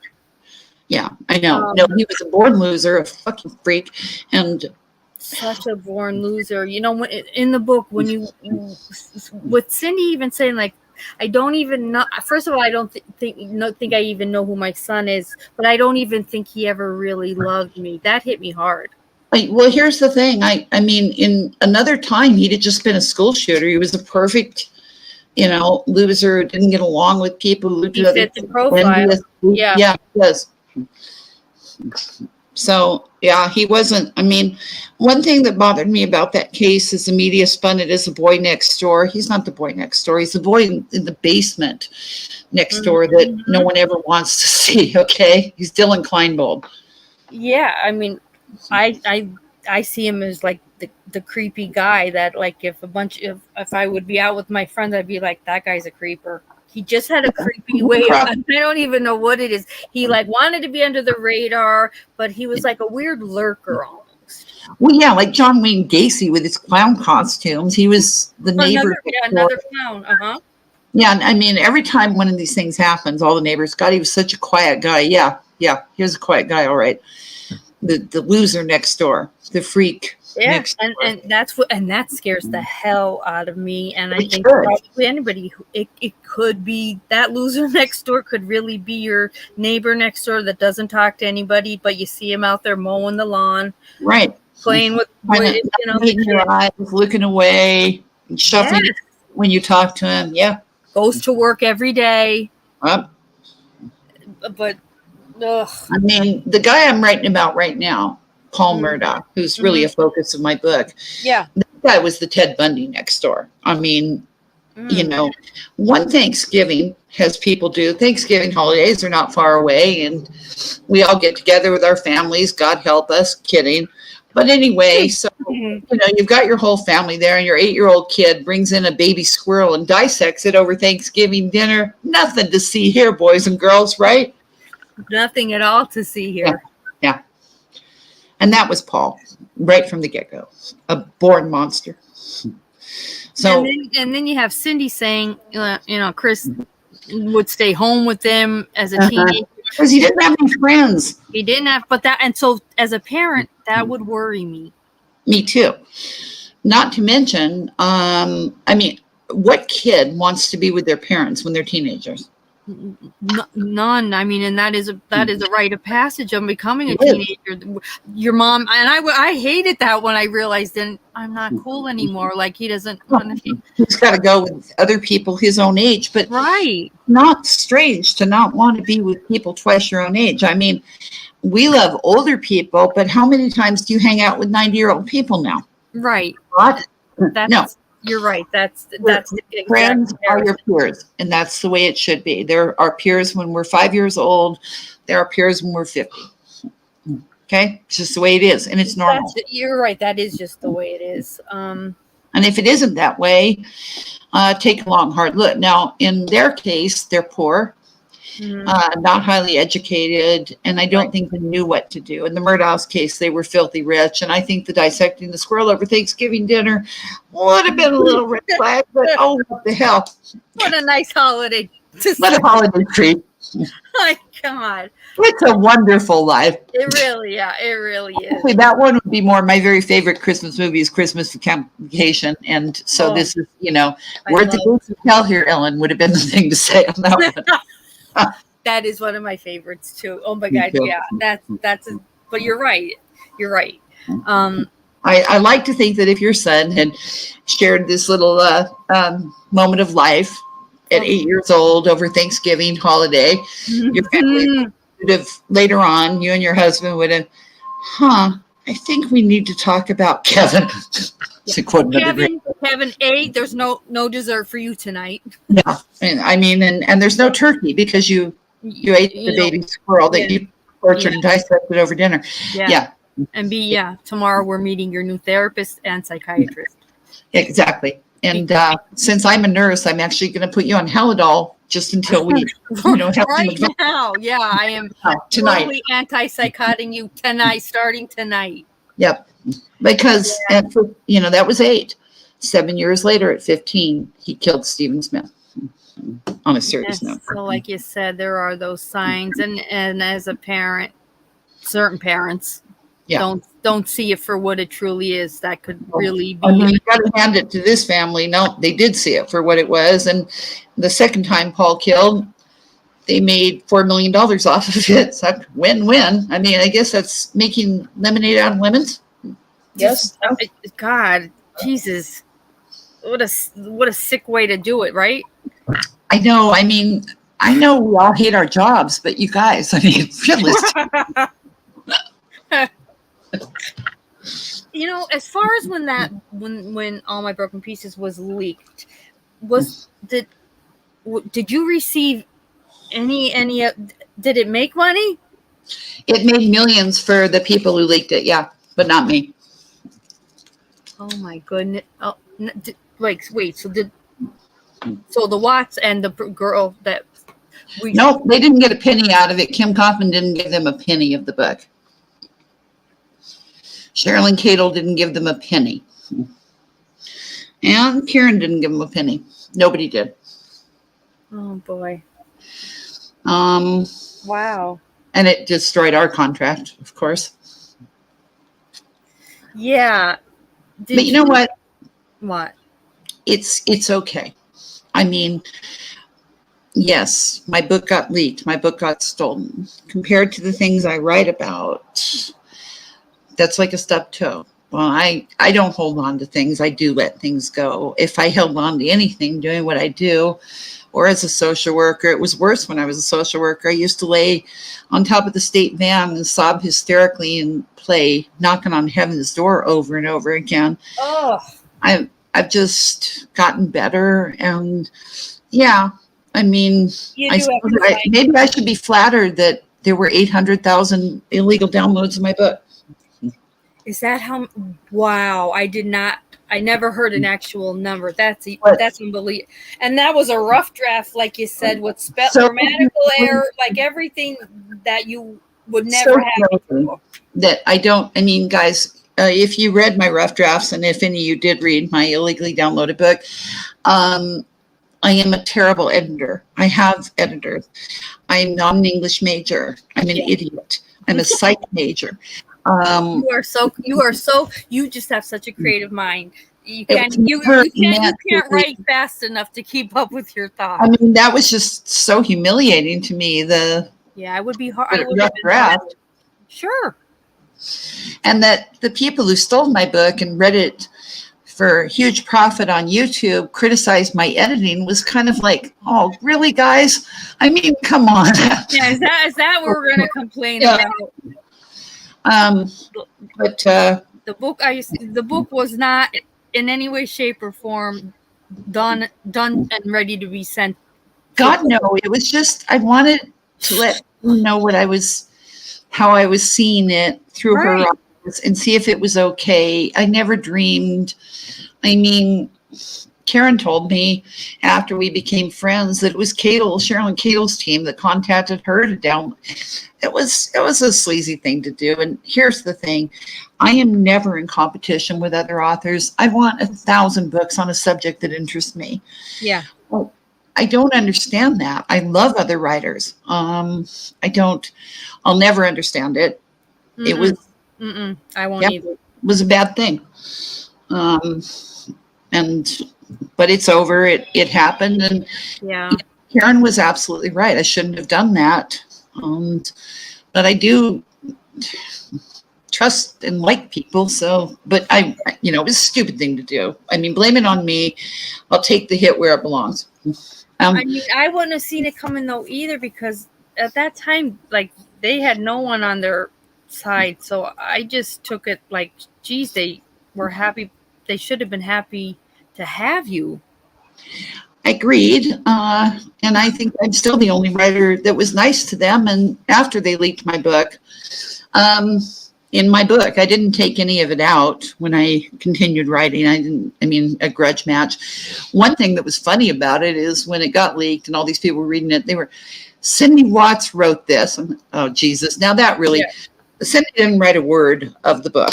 Right. I'm like, no, those aren't, no, Cindy did not write it. No, not a word of it. So that they took it as, well, geez. I mean, right now your people are thinking this woman's the biggest whiner in the world. And no, they're not. No, not the crisis of the Watts book. No. You will be happy to know I'm not letting Alec Murdaugh read my new one. Kidding, but no. Alec, I want to run this by you. Yeah, Alec, do you feel I've been unfair to you? And I have made some, Sasquatch comparison jokes, and I did make fun of your hair and stuff. But it's just a rough draft. Yeah, it's just a rough draft. Yeah, we don't. You learned your lesson. Unfortunately, it would have really hurt me because at that point you're friends with whatever. How long had it been that you were with them before that was leaked? A year or two? A year. And so did you tell Cindy then, I'm going to continue to write though, and it's going to be my own book? Like how? That was it. And we still kept talking. It was a bad time for me because I love my husband dearly, and he was going through stage 4 cancer at that time. So it was altogether a really grim time. And there were some bad fires in California. That was the year, but he got burned to death. But it was just a bad time. Right. But then COVID came. We all had a bad time, and everybody rides through it, right? Right. Cindy was wild with pain, and it made her do stupid, mean things. Like an animal that chews its leg off out of a trap. And even though we had a relationship, she hated what I was saying, that her son was a filthy child killer and probably a pedophile. She didn't want to. Well, first of all, Ronnie would never want to hear. First of all, not in a million years. Not the slightest criticism of Chris. Chris is the son and heir. The son also rises. The Christopher. Yeah. Yeah. So I think that he pretty much drives the car that Cindy. Well, they have an old-fashioned marriage. They definitely do, because through reading your book, she was so back and forth with you on. He didn't do it. He did it. He didn't. Yeah. And any given Sunday, she changed her mind. But she was exploited by people. I mean, Kim Kaufman didn't convince her that Shanann killed her own children, or that Nicole Kessinger did it, or that Ghost did it, because she wanted Cindy to have comfort. She wanted to make a lot of money, and she did. And that's ugly. It wasn't to offer comfort. It was never for that. No. Were you by them doing that? Could you have taken legal action against them? Absolutely. But you chose not to. Absolutely. Wow. I'm not going to kick someone when they're down. Looks what's happened to them. No, I mean that's. But it cost me. I can't imagine how much money. 800,000 little legal downloads. So I'm not going to say the name, but the person that ended up getting all that money didn't give any to the Watts. That's correct. Oh my goodness, that makes me really upset. I know, because that's blood money in my mind. One thing, there was a time when I considered legal action against that person, and I asked that all the money be given to the ruse checks. But then I had to move on. Tim was getting well. I couldn't live in that place of anger and filth. And these were horrible people. I had never associated with people as horrible as some of these YouTubers on that case. It's been pretty. Yeah, they have the true crime community. I watch one channel. My friend watched the obsession. Other than that, you were shocked, weren't you? It's like a rough crew. It is. When I consider blood, they are. When I considered the incredible high road of the Rusek family, I thought least I could do is try to emulate their goodness. I find them an inspirational family, frankly. Well, that is wonderful that you're able to see them from that way. No, my heart is broken for both families. It truly is. No one won, no one won. I think people on YouTube and even just, discussing it and the R's went in a direction then that put a sour taste in a lot of our mouths. So, which is unfortunate. But that's life. That's just what it is. But still, at the same time, we always do then also say. And how can I mean, I can't judge because I'm fascinated by true crime. Obviously, I write it. Right. It's the internet. It's just can be just the worst place on earth where you can say awful things that you'd never say to somebody's face. Yes. You mean them or not. And I tend to also believe in the good of people and think that. Maybe there were tens of thousands of horrible postings, but I think it was done by 100 people that just need to get a life, a job. Right. Yeah. Maybe an exorcism. The sour's mind, Father Kiss. You know what I mean? Definitely an exorcism. I mean, the true crime community on YouTube. I mean, really, it's a group of roughhousers. There are some nice channels. But the trolls that come in them, whew. And it's really scary. And some of these people that run YouTube channels, I mean, they have I don't know where they came from, what hole they crawled out of, or how they considered themselves authorities on anything except being horrible to innocent people. Right. Yeah, and there's quite a few of those, and that's the beauty of YouTube. Anybody can have a channel. That's right, except that the Rissecs have ended 2 channels that really were too incredibly cruel. They finally took legal action. I mean, and when you push those people too far, bear in mind that Pennywise would have gotten the death penalty if it hadn't been for Sandy's request. So you got to push pretty hard to have gotten people like that to push back. And I wondered because then in Cindy's interview, she was like very mad that, they just wanted to save his life. Like there's no death penalty in Colorado. Now Colorado's changing. He would have never gotten the death penalty. But I think why a lot of people hated her, we never heard her really say anything like truly nice about her ever. And we know that at one time they did, when they got along, they had a nice relationship. They did. But I mean, you can't speak and say horrible things about Shanann. You can't ask who the father of her baby was. Oh, God. I know. And that's why they got probably more hate than maybe they would have. I agreed. Why? I mean, just shut up. And every single one of us here on planet Earth, I worked under the most brilliant psychiatrist in the world at CPS, and he said the smartest thing I've ever heard. He said the only thing that truly belongs to any of us are our private thoughts, and we're the only ones who are actually interested in hearing them. And okay, there you go. Oh wow, that's deep, but that's so true. You're right. Yeah. So don't air your. We all have moments of snakes in our head, and I think that's a good time to go to your bathtub. I mean, as a woman, anyway. We've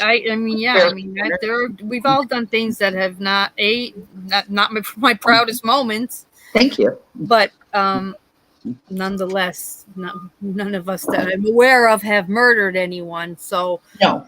And or have beaten up on those who have been murdered. And I just made the biggest hypocritic statement because when you read Murdaugh, She Wrote, you'd be like, wow, she really didn't like Maggie. I really didn't like Maggie. But like you said, you write. You can only write the truth. You don't lie. You can't make up something about her, what she did to the Satterfields, or the little gift shop she trashed, or the people she was mean to, or the $5,000 Merc she bought with stolen money. It's just she was mean to victims, and I don't like people who kick the helpless.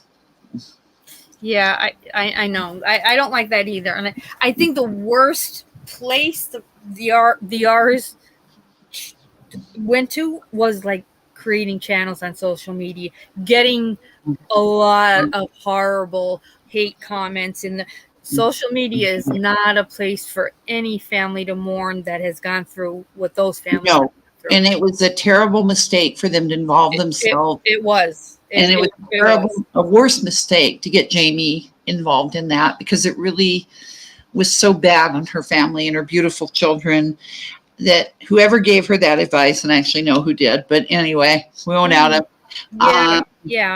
She should consider maybe joining a religious order and repenting for the rest of her life. Right. Yeah. I mean, Jamie does keep it pretty low. She didn't have a single friend that didn't roll her.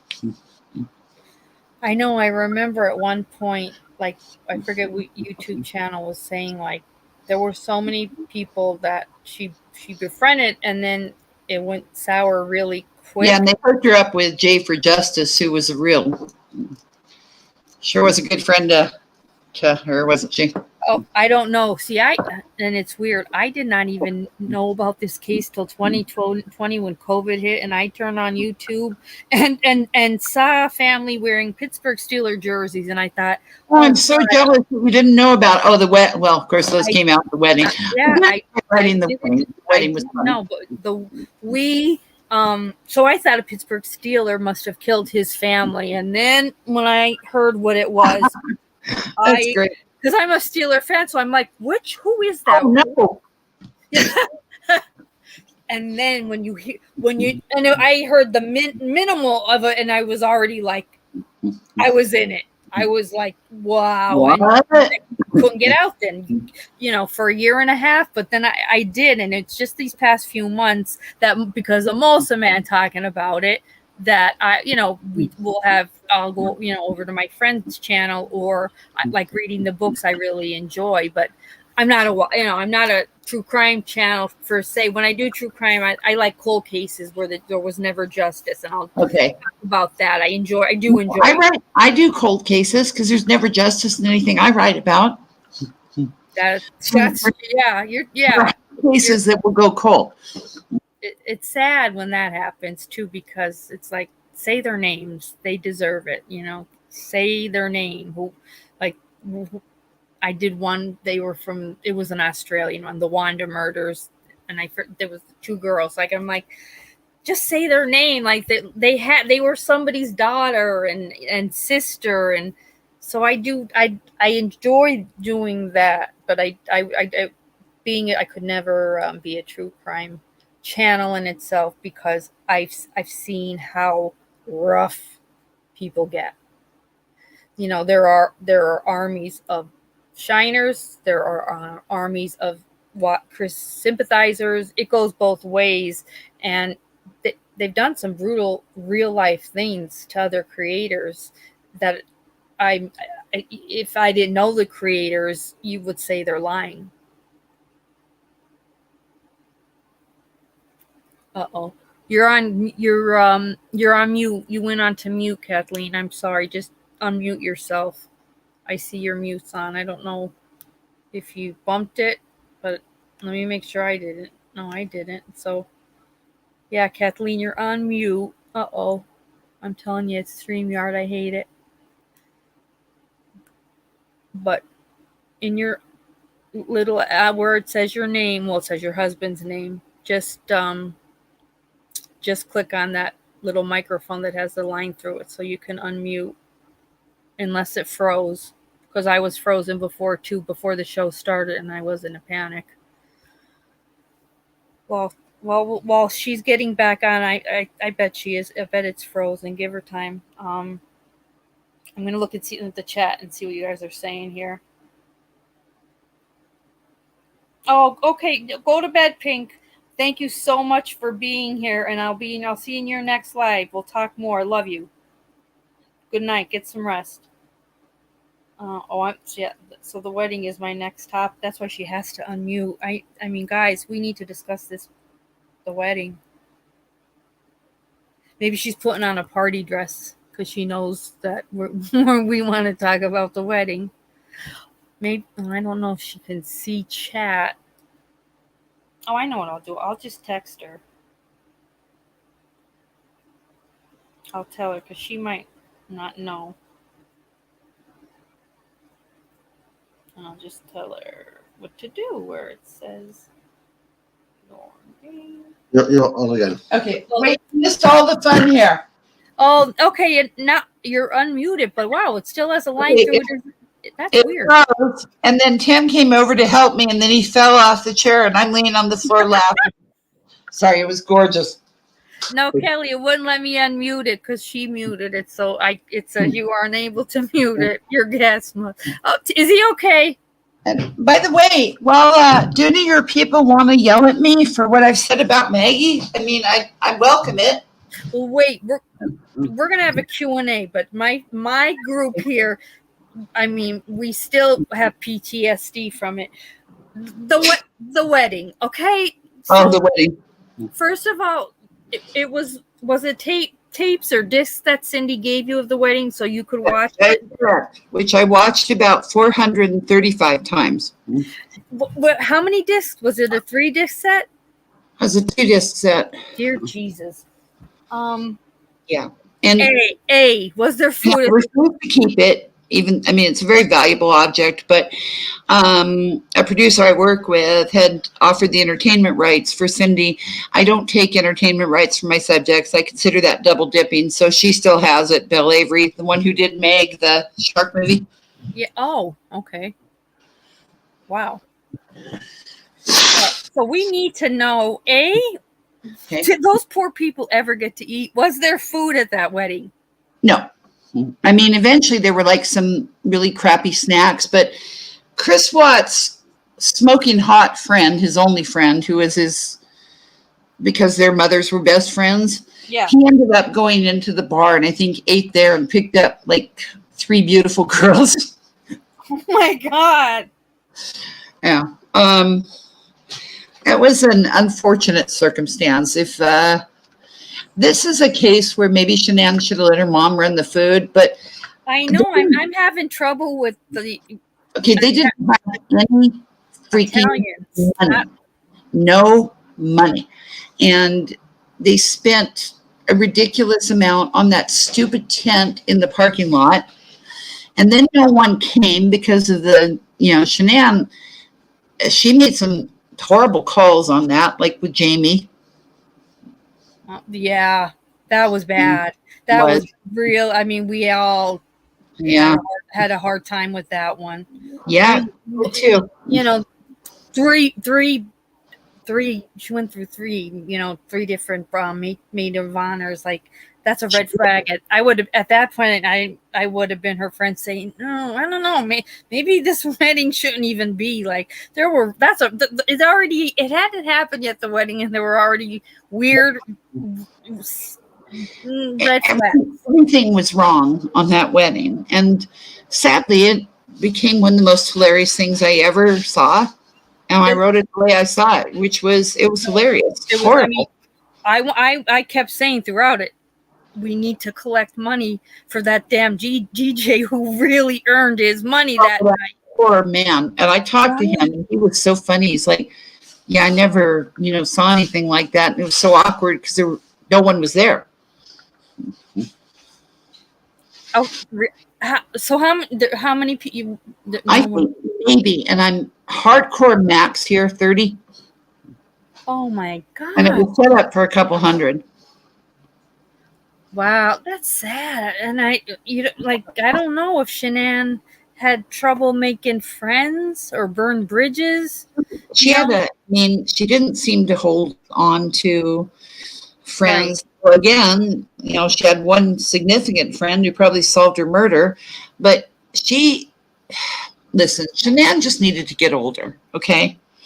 A lot of my subs say that, like, had she lived and had 5 more years of life experience, she would have probably turned into an scamming on people through the stupid MLMs. No. Yes. She just needed to live. When you kill somebody, you stop the clock on them.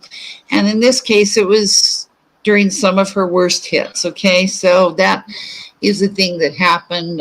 There are many times in my life it would have been a bad idea to kill me. I wouldn't have enjoyed dying as that woman.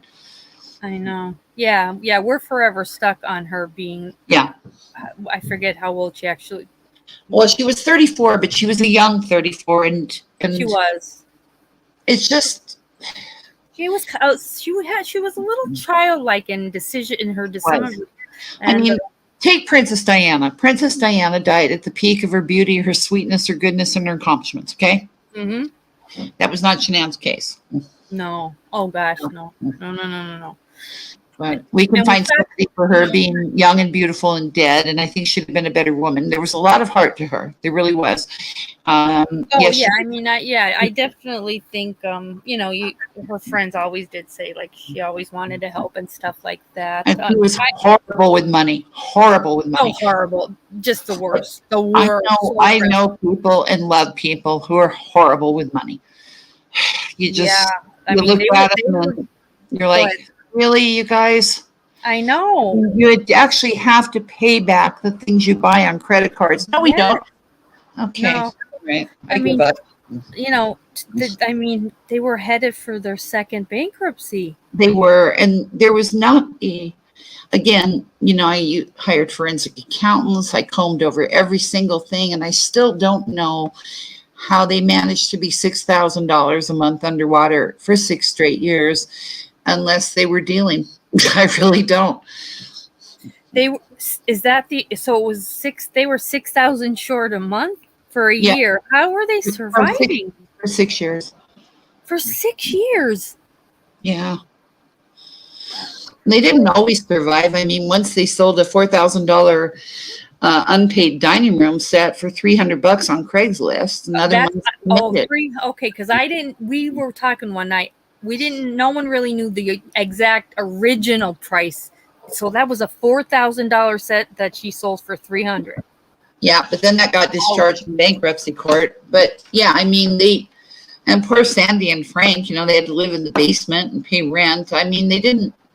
That was rough too. Like, everybody's like, who makes their parents pay rent? Guys, I know she was not a saint. I never ever said that. And when I first started the case, I thought she was horrible and probably had Munchausen's by proxy. I came around, but she was not an angel. But she just got murdered at a really bad time in her life.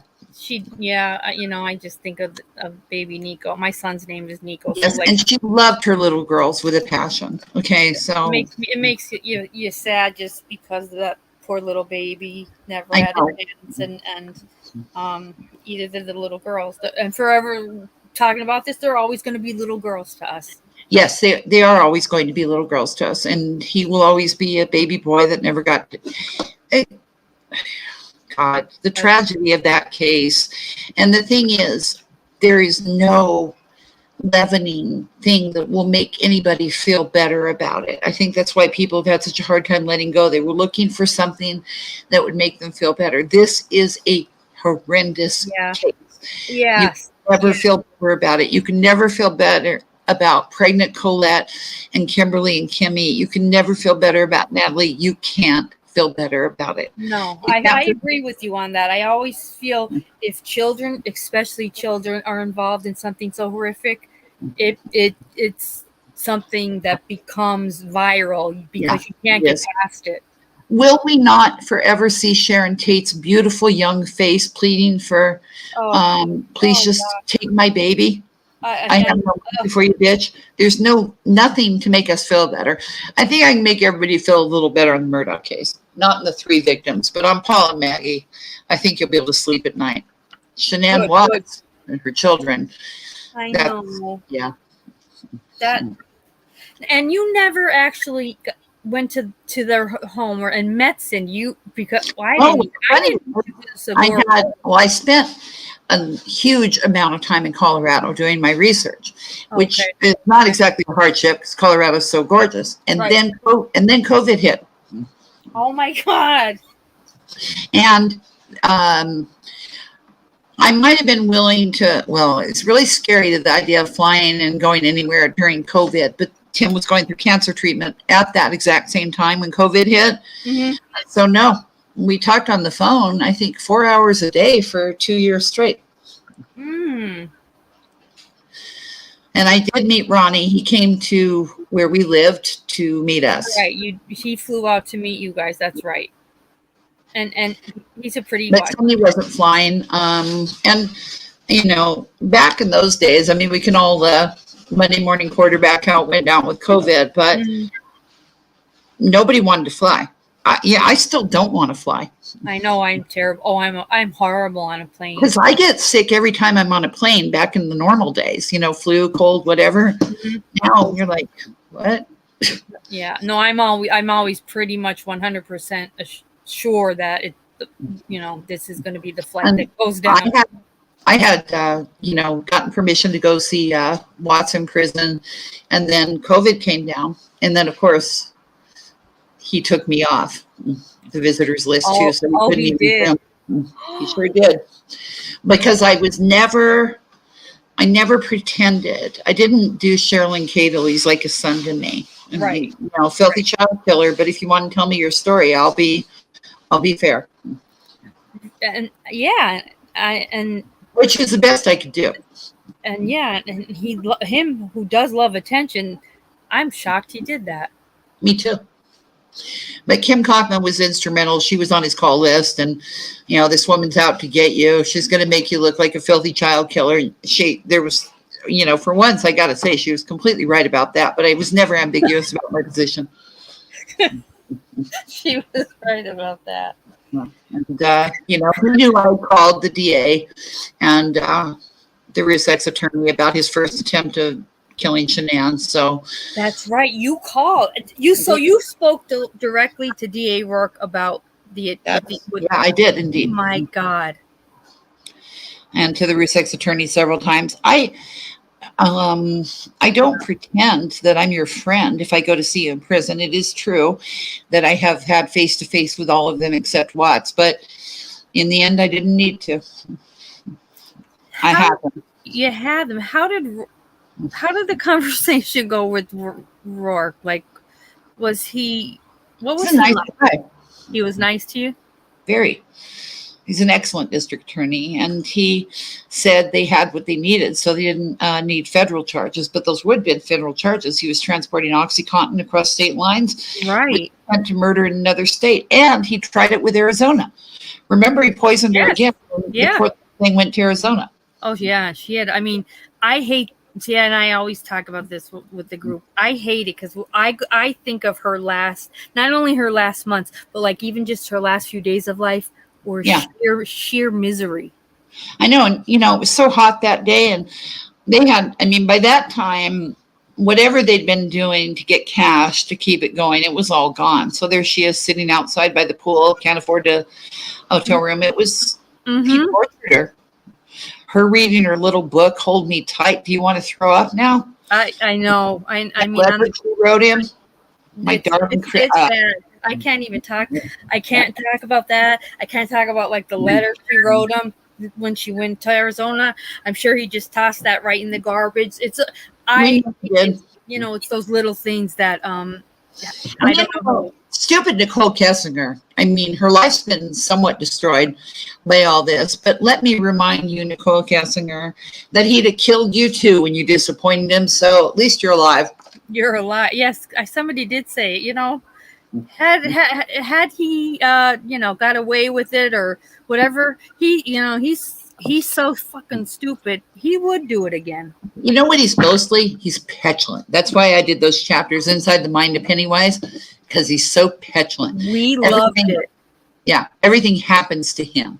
It was all Shanann's fault, all the money.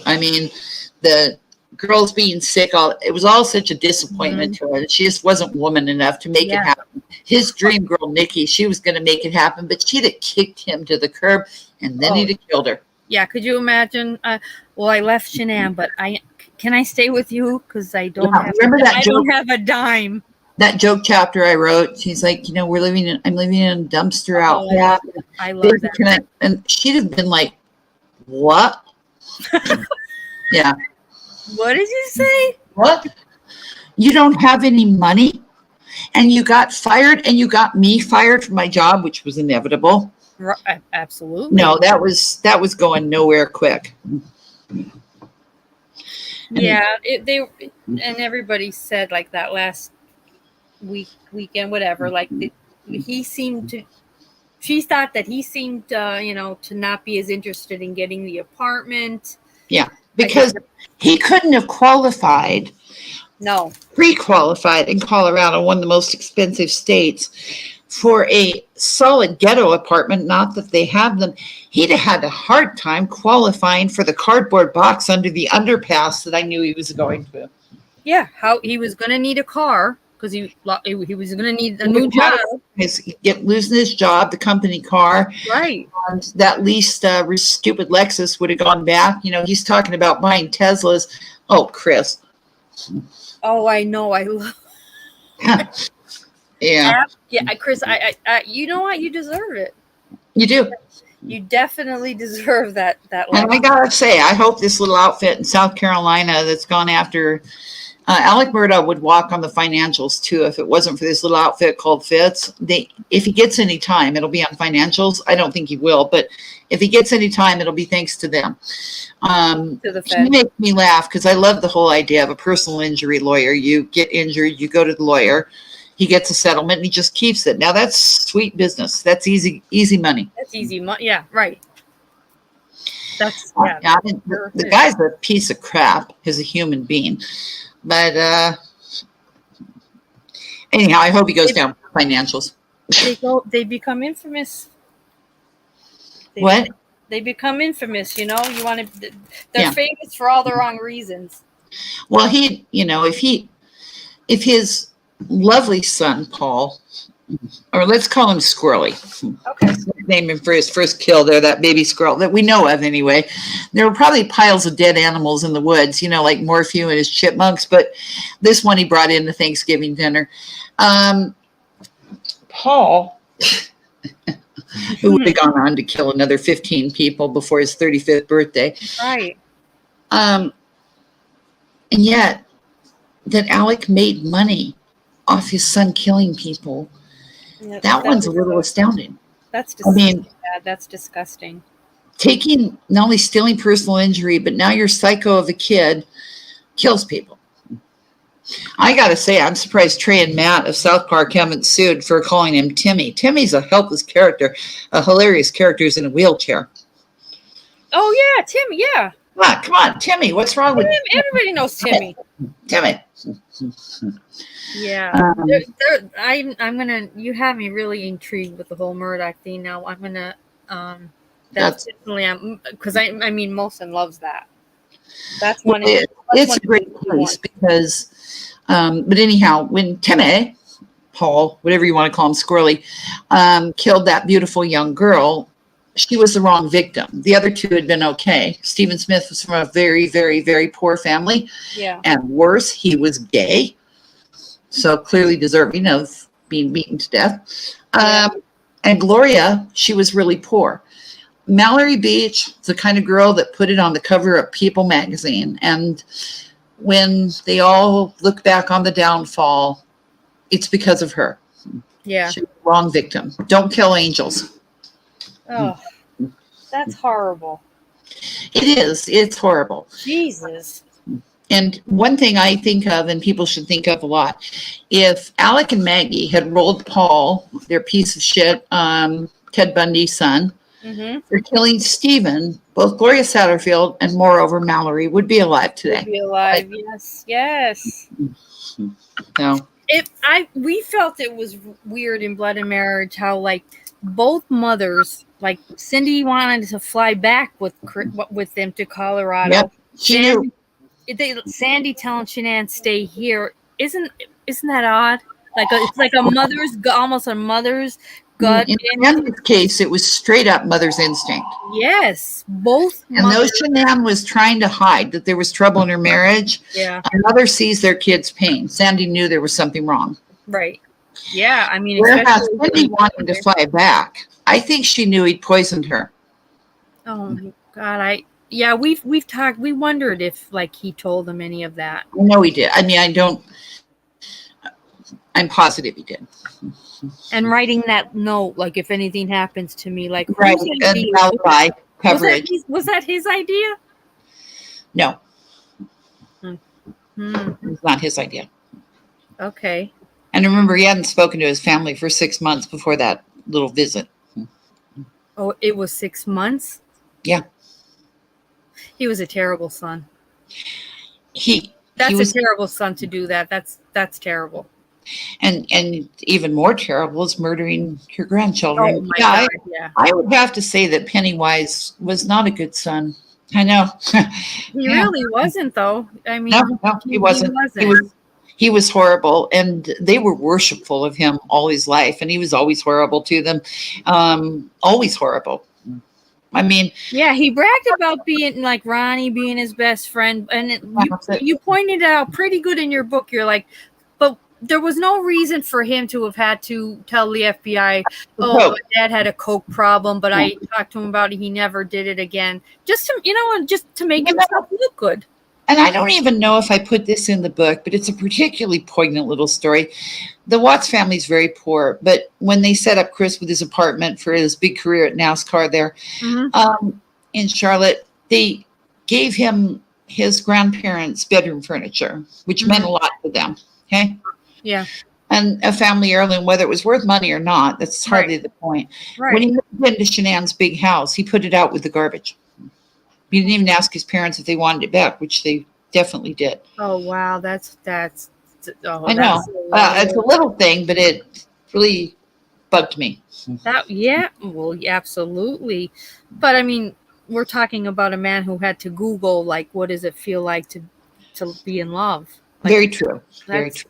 You know, he shouldn't have been able, had to do that because Chris has a pretty enormous amount of self-love. Penny is very fond of himself. So he knows what love feels like every time he looks in the mirror. When you wrote that in the book, him standing naked in front of the mirror and just saying how good and that if he wants to fuck Nicole on the hood of his car, he'll in the living room. Like, that might have been one of your best chapters was when. Thank you. Oh, we were dying. I did enjoy writing about the inside of Penny's head. Such a fine fellow. You were just, you couldn't have nailed it better. Would have. Some of the criticism I got on that book from his fans is that my hatred of him, my bias, showed so clearly, and I have limitless hatred for him. So I'm glad it showed. I mean, I wouldn't want to be that subtle. No, but it showed, like, it made me even see his stupidity. Oh God, he's so stupid. His fucking stupidity, just like with each chapter it got a little worse, but yeah, I love what this isn't funny, but when you think about him rolling up Shanann in a blanket and then dropping her down the stairs, can't you do anything right, you fucking idiot? He couldn't do anything right. That's how, and the one part in the book, and I wanted to ask you, because we all feel with the grave and that, that Monday morning and how. Speaking of which, digging the grave, that was a brilliant move. Sorry. Wasn't it? Yeah. But you had wrote that him going out there on Friday with the girls, was that something Cindy thought might have been possible? No, it's something I found out about because I went and dug. I tried to dig in that area. I spent a lot of time in Colorado. Here on the West Coast, we've been experiencing somewhat of a drought. You guys may have heard of it. Yeah. Anyhow, I mean, we're in such a drought now that when it rains a quarter inch in Arizona, Nevada, California, it floods because the ground is iron. I'm not in bad shape, so I just went out and stuck a shovel in to see what would happen. And there went my neck and my back and my arms. There is no way you could dig 6 inches in an hour. In an hour, right. And he didn't dig much, but he did dig 3 feet. And then, of course, because of the position he killed her in and leaving her there in rigor mortis, there was about an inch of dirt over her body. But the point is, no, he didn't dig it that morning. Yeah, I did. So what else could he have done? But that Friday, I know his time down to the 2nd of that last weekend. So yeah, he took the girls out for an outing. Yeah, There was one point too where, like, he said he had to clean the sheets because they smelled and there was sand in them. Now, first of all, why would there be sand in their like in between their feet? Thank you. They were running around that. If they were running around that, Over at his friend's house, which was cement with a little kiddie pool. Why was there sand? That's exactly, because we're like, yeah, there was no sandbox there. Nope. But if they're running around for however long they were at Survey, it would make sense. Does. And I think, Bella, she was a smart little girl. So when she saw from the truck him putting Shanann in that grave, that they'd been out there 2 days before digging. Oh. Well, anyway, yeah, I'll talk about that. I know. No one wants to talk about me included, anything to do with Bella. No, I know, because we just think of what Bella might have been thinking, for 45 minutes in the dark, and her father probably was pretty much like in a zombie comatose state, just right. Her mother and her little sister that she loved so much. And yes, so God, geez. That's a horror novel that Stephen King couldn't write. I mean, I call him Pennywise, but I don't think Pennywise ever did anything like that in the movies yet. Or the book. Oh my God, hell, no. You just, if it didn't, like, to just tell anybody that doesn't follow YouTube, they don't believe it. I know, because it is so horrifying, and you don't want to even go there in your head. Which we understand. No. But yeah, I thought that was you made a good point with the digging of it. He couldn't have done all. He was too much of a buffoon. And he had zero time. He had screwed up the killings. It screwed up the time. Everything was screwed up that morning. Yeah, everything. And there was 45 minutes before other people got there, all of which he spent texting. There was no time for the grave. There wasn't. The ground is iron here in the West Coast right now. A pickaxe wouldn't, yeah.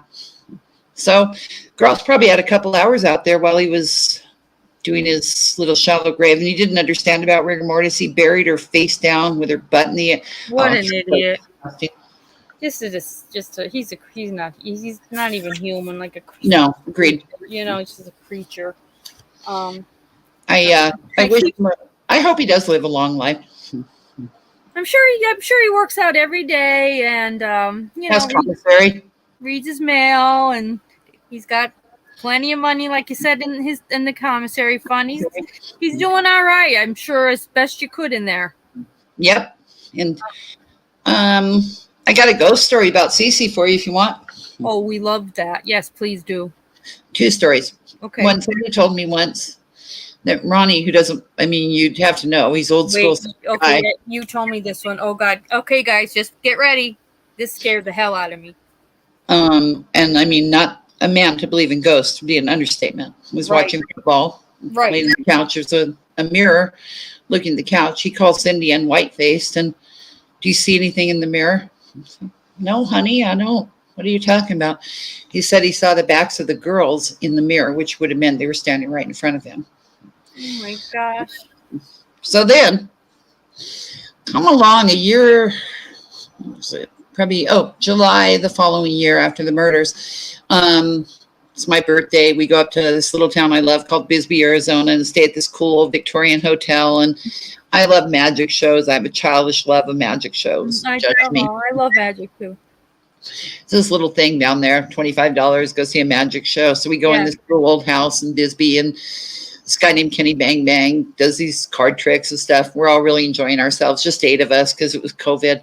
Yeah. And anyhow, then he hands all 8 of us a book, big books like Alice in Wonderland or, Garp, whatever, and tells us to open a random page, read any word, close the book, and hand it back to him. So all 8 of us do that. He goes and sits in the corner, and he reads the 8 words from the book. Wow. So then I was like, what? Wow. Then he asked me and another woman just randomly to write the name of a famous person on a piece of paper and burn it in the candle in front of us. So I did, and she did. And then he said Robin Williams. And frankly, I wasn't too impressed because Robin Williams is the most famous dead person I can think of, too. Loved Robin Williams. I might have said Robin Williams if I was. Me too. I love Robin Williams. Yeah. I'm still upset about it. I am too. Then he looks around, and I quote, and he said, "Who the fuck is Celeste. Oh my God. I wrote CC on my piece of paper and burned it. Oh my goodness. And Yeah, no explanation. Over in Arizona, I'd look up a guy named Kenny Bang Bang. Anyway, it'd be awful to date somebody like that. But geez, what did your husband think when he said that? Well, nobody, I mean, he said it twice. I couldn't talk. I was shaking too hard. Yeah. Tim went a whiter shade of pale. And finally, when he said it the second time, I said, she's a little murdered 3-year-old girl. Oh. And he's, what? Oh my God. He's strong. And unfortunately, she, in a horrible way, is famous. Yes, but he had never heard the Murdaugh. He wouldn't have known that, that's. But you go, if you look at it, it's a sick way to look at it. But besides which, who gets the name Celeste out of 2 C's? That's what I mean. Like, he said her full name. Yeah, I could see her husband. I really, truly could picture Tim white as a ghost. We were both, walked out and, well, that was for $25. I'll never sleep again, but yeah. I have bad insomnia ways, but thank you very much, Kenny Bang Bang, for ensuring I never sleep another night of my life. No, yeah, I don't know what any of that means. These are just 2 things I know about the story with Ronnie and what happened to me. Now, did Cindy ever tell you the story about when they did their own separate funeral, how the CD player kept and they felt like it was CC? What did you think about that? I didn't like that story. I know I didn't either, and I didn't like it. I tried to bring any lightness into what had happened at all. Right. I have a sense of humor about the girls. I have, seen most things in a darkly hilarious way, but I never saw anything to do with them in a darkly hilarious way. Yeah, it was the first time they saw him in a while. It was, and everybody was trying to like smile and laugh. I'm like, what is this? A fucking family reunion? Like, it was just. I know they were whatever way they were trying to cope with it, but it was just a very inappropriate way. Just wrong. Yeah, like everybody was just telling everybody how good they each looked. And, Cece's just having a good time, as all murdered 3-year-olds do. Yeah. Right. And I think that was another reason people at the beginning, that was maybe a year and a half, 2 years ago that came out on. I'm glad they went silent. That's good, isn't it? They needed to go silent, and yeah, because from the very you can't go backwards now. So the people that do hate you, it's because of you just didn't even say Shanann's name at the hearing. When you made your victim statement speech, you didn't include her. So from then, already you were going to be judged as a horrible. I don't, like that phrase, the perfect victim. We all heard a lot about that in the latest Johnny Depp thing, right? But there is a real high ground to silence. There is. Yes, there is. And all my lovely families in the new book have retained a great dignified silence. That's impressive to me. Yeah. I guess by shouting out loud and being on YouTube and doing all that crap, maybe they didn't have to grieve the Watts family. But the Rizeks, they were always silent.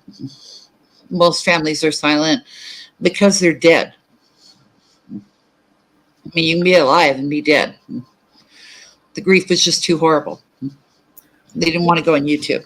The grief is, when Sandy made her cooking channel, I was shocked. She was trying so hard, and I'm sorry that I tried a couple of her recipes. They were really good. They were really good. She was a filled little lady, and she was trying, but they just prefer to go sit at the grave. Or not prefer. Nobody prefers to sit at the grave of their loved ones. They just find that that's really all they can do. I know. I hate cemeteries, but at the same time, if that was my daughter and grandchildren, right. None of us want to even talk about what we would do in their position because you get superstitious. We don't. Yeah, we have no clue what it would feel like to be in their shoes. I just think you would feel the closest to them by being there.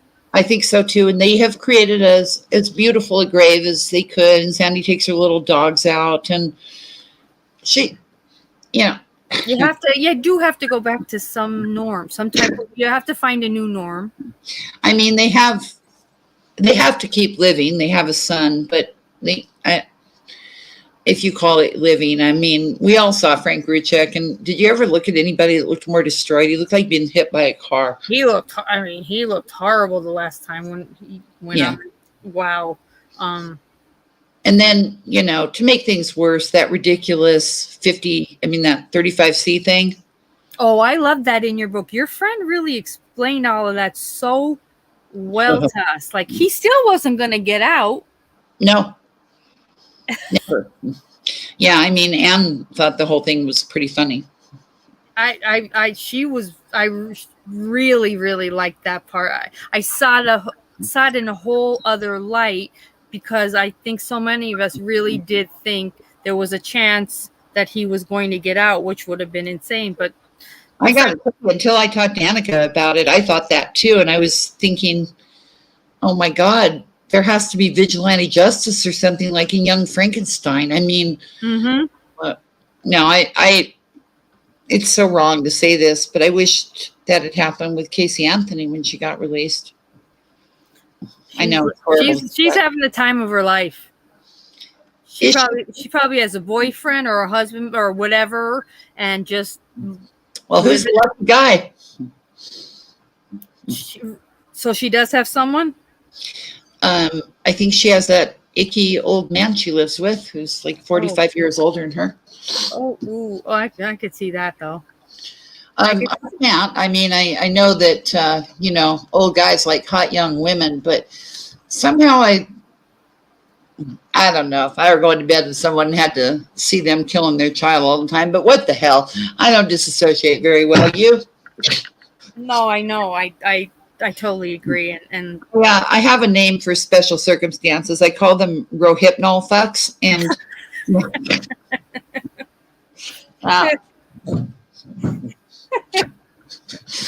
and Casey, she'd be one of them. She would. And this is the case where I would actually take the rohypnol voluntarily myself. You don't have to drug me. I'll do it myself. Hand it over. Let me. I will do it. Yeah. So sometimes when I look at the wives of presidents, I think you do take rohypnol first, right? Exactly. Yeah. Unless, Matthew McConaughey, I think we discussed that. He'd make we love him. But we would not take rohypnol. I might give it to him if he resisted me because it would be the right thing to do. But yeah, I wouldn't. Sometimes you just have to do what you got to do. Exactly. And he'd be okay with it. He's a fun guy. And he'd forgive us later. He would totally forgive us later. So I wouldn't even be worried about it. Before I forget, I know I have to ask this. Mm-hmm. So during musical chairs at the wedding, horrifying, but hilarious. Even the worst part is, and I read the sentence a few times, was how so the friend knocks Shanann over, right? Yes, he does. That part alone, and then did Chris win? Chris won. Yes. Right. What were people laughing? Did Shanann storm away at that game? No, she didn't, because the friend that fell on top of her is the only hot guy that was there. David, his friend, smoking hot. Mark.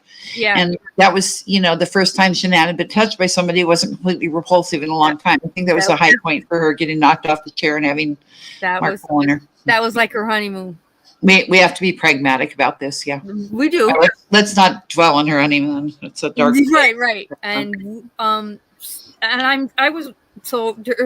we first of all, at first I had to warn them. I'm like, this really is in this book, and it is called Hollywood Trivia. But buckle up, guys. Yeah. The questions.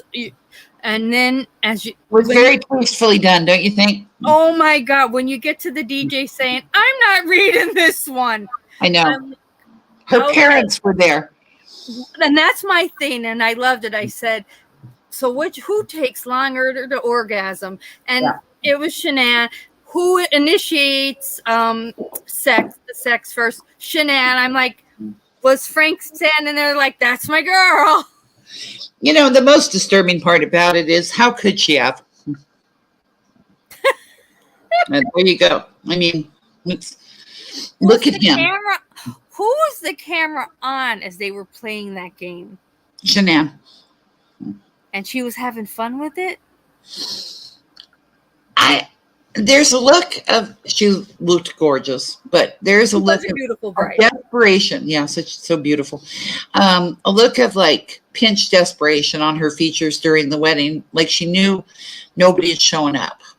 Mm-hmm. A sort of grimace of trying to make the best of what can never be the best of anything.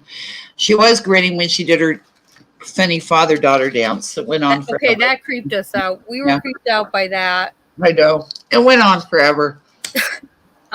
Because, and I loved who was the lunatic that kept shouting out during the game, like whenever it was Shanann. They're like, oh, we knew that. That would be the hot guy, Mark, again. Oh my, because I'm like, whoever that guy is, that's my date if I'm at that wedding. He definitely would have been your date because he's like 6'4" and drop dead gorgeous and a pilot and a hero. So yeah. He's a pilot, that's right. His feelings, his pity, friendship for Chris is pretty hilarious. Yeah, he's pretty hilarious. By him. Well, he didn't stand like after he murdered his wife and children. We were all like, does Mima need to know like who's on top more during sex? Like, mercifully, Mima was suffering from dementia at that time. Well, I knew dementia, but I said, guys, I'm just going to let you know, as Mima left that wedding, she is already in full-blown Alzheimer's, and she remembers none of it.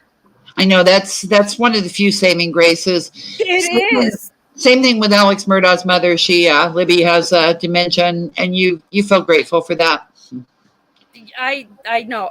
We were like, oh my God. I'm like, first of all, on my wedding day, and I want him, my father's eyes to be like, I want him, hey, like, I'm a virgin. Tonight's going to be the first, it's your wedding. Like, that's the one day you're in white. It's like you're a princess. I am playing any game that my father's going to find out that I'm on top more. I take longer to orgasm. Like, it was bizarre after bizarre.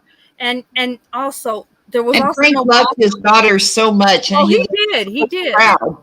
And then there's that ridiculous, oh God. It was, and you wonder, did she tell her parents about the game, or was she kept quiet about that?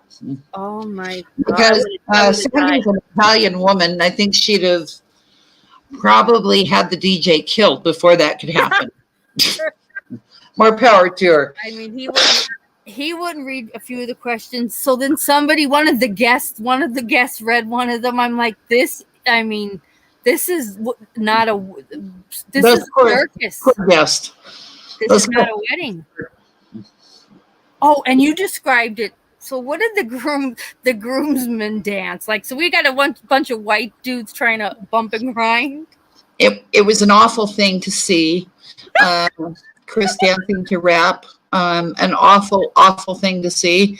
I thought I'd have to claw my eyes out, and gesturing to his crotch during Jay-Z. Oh. It was bad. It was horrific. I mean, we white people can't dance on our best day, but this. Especially Chris. I cannot picture Chris having any rhythm. No, as horrible as it is, it would have been better if it had been to a Barry Manilow song instead of Jay. I know. You know. And like, were they dancing around Shanann? And I'm surprised, given everything else. Yeah, surprisingly, I mean, they probably should have played Barry Manilow or Neil Diamond, because that's how lame. When you look up lame in the dictionary.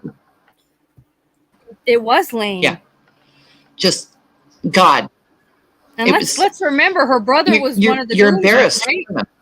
So little Frankie Jr. was also bumping and grinding, right? No, like he was a groomsman, wasn't he? He was, but did she really have eight bridesmaids? What was that, Kathleen? The bridesmaids. Okay, neither Frank Jr. or the gorgeous Mark participated in that. Chris actually did that mostly solo. A couple of the guests were like swaying, like pretending to dance, but they weren't.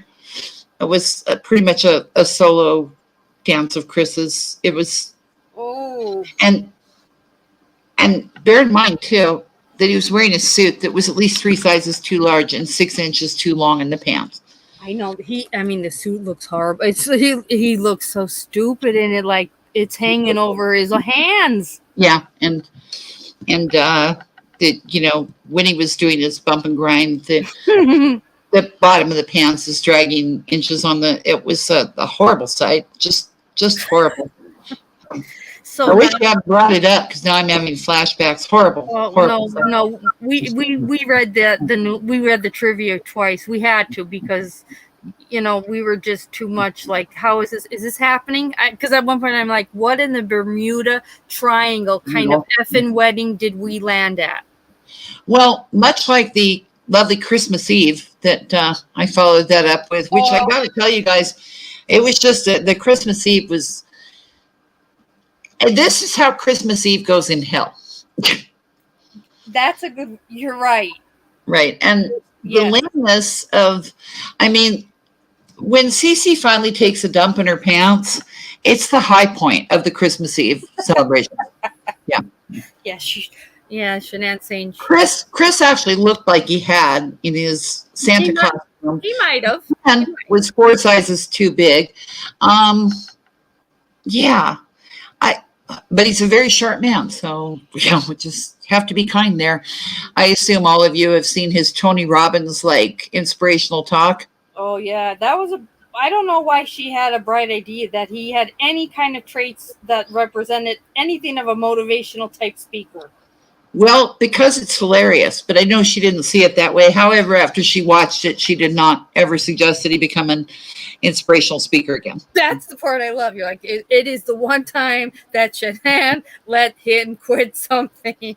And for all of you, those out there in TV Watts land that want to know if Nicole Kessinger lives a life of shame, let's all assume that she watched that tape and realized that she had sex with him without having been drugged with Rohypnol. Okay? So she has to live with that. And we all have our moments in our past, but that one takes the cake. And at the beginning, let's remember, she said they were having sex at least 4 or 5 times a day. No, let's not. Rosemary, Pennywise and sex is upsetting to me. So let's talk about Matthew McConaughey for a minute. I know.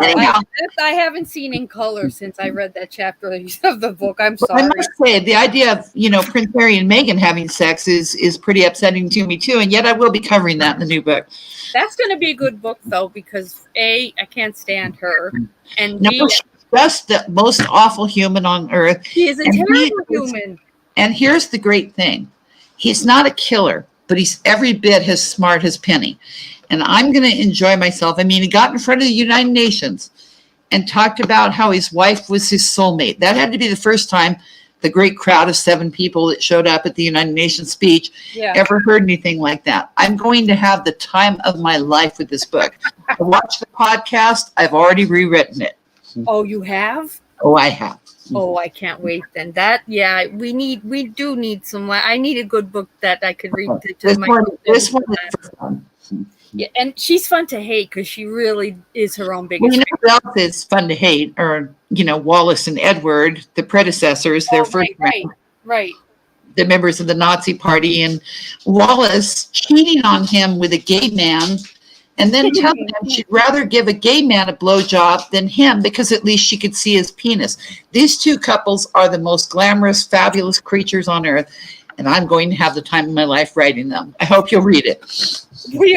I'm gonna read it on my channel because excellent. Love. Yeah, I'm going to pass you that book to read aloud on the. Yes, I mean, I think I'll probably read Murdaugh. We're definitely gonna read Murdaugh first, and I want you to after I do read it to the group. I would love if you. Well, I've got the cover coming out, and I'll send you a picture of it. And, that's great. I'm excited for that one. And then I want you to come back on because everyone will have questions then because like you said. Feel free to ask. And, if I've got some haters on there because of what I got to say about Maggie May, then bring it on.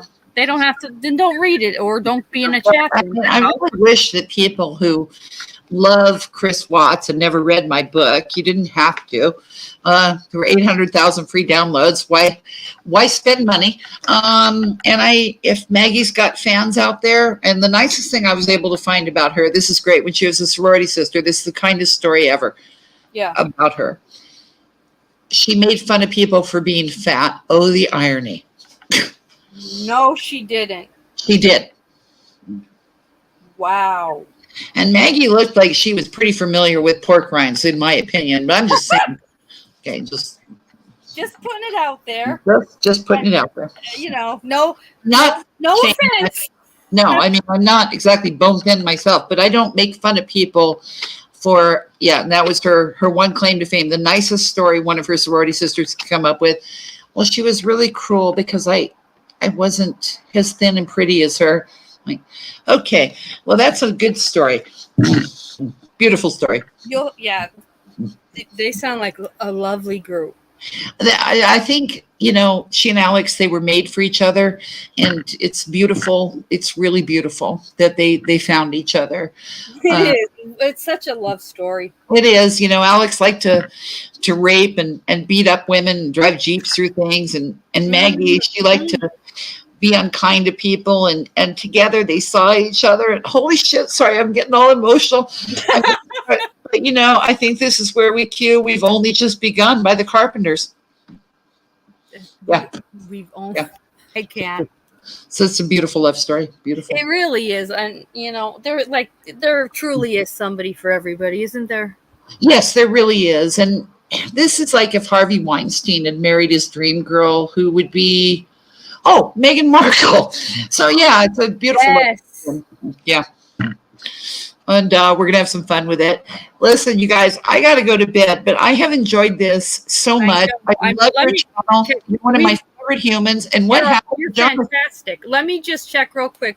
Because I told him I would look at chat just to make sure that there wasn't any. Yeah, anybody that has anything they want to say to me. Yeah, because they're so suicide advice, because I've got a lot of that, you guys. So we loved your humor in the book, but B, you're even funnier now. Like the way you write in the book, it's really you. Like you're the real deal.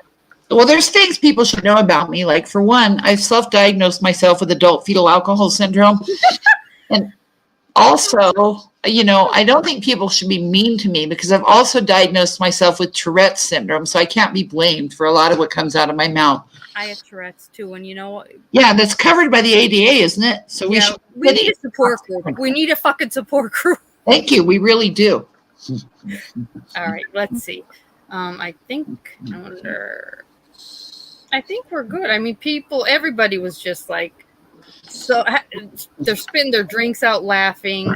They just can't even believe, I wish we'd had the camera on when Tim fell off the chair, because that was people falling off chairs. I know. Anybody falling. I mean, why? I love it when people fall. Sometimes I push them just to see how hard they'll fall. Oh, sorry, I shouldn't have said that. But again, I just try to find a little joy in my sad life. I adore you. I love you. I can't thank you. I adore you and love you too. And Jonathan, if you're there, we all love you. Yes, Molson. I couldn't thank him enough for bringing you and I together. So, he's the dearest creature, isn't he? Oh, he said we love him. Yeah. Tell Tim be careful around chairs. We don't want anything bad to happen to him. And I'll give you a call during the week. That sounds good. Night, darling. Thank you. Good night. Love to you. Bye-bye. Bye. Love her.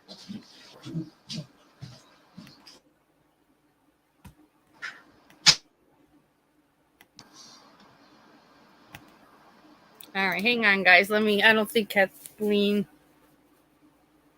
got, I don't know if she might not know how to get off the actual site because she doesn't go on. Okay. All right, guys. Hi. Let me just, because I'll tell you what, StreamYard, you guys have no idea what was going on here on my screen. It kept going black. I am so happy that we didn't lose her. It dropped her off once, but that's because her husband fell. What'd you guys think? I hope you all enjoyed it, because as much as I love her, I just felt that you guys would too, because she is super funny, just so down to earth, says it like it is. Whether you agree with her ideas or not, that's okay. And I just love her person, just her core, who she is. Who she is. Let me see. Let me look at the chat on my phone, because StreamYard could suck it. Oh, thank you guys. Thanks so much. Because I don't ever get nervous for my lives, but all day I had the worst, like just a knot. I was excited, but I was also like, you get nervous, wondering, let it go. All right. Because this woman's and you never know. She's a big deal in her field. And, she doesn't do YouTube. So her coming on, I'm like, this has to just run smooth. And my chat, I knew you guys would be great. I was concerned, and I hope you guys could tell me, because I didn't have much time to look at chat. I was really worried that we would get haters that would come through. But I hope not. I hope not, mods. How was that? Did you guys oh, let me think how I could turn slow mode off without hang on. Just don't go anywhere for a minute.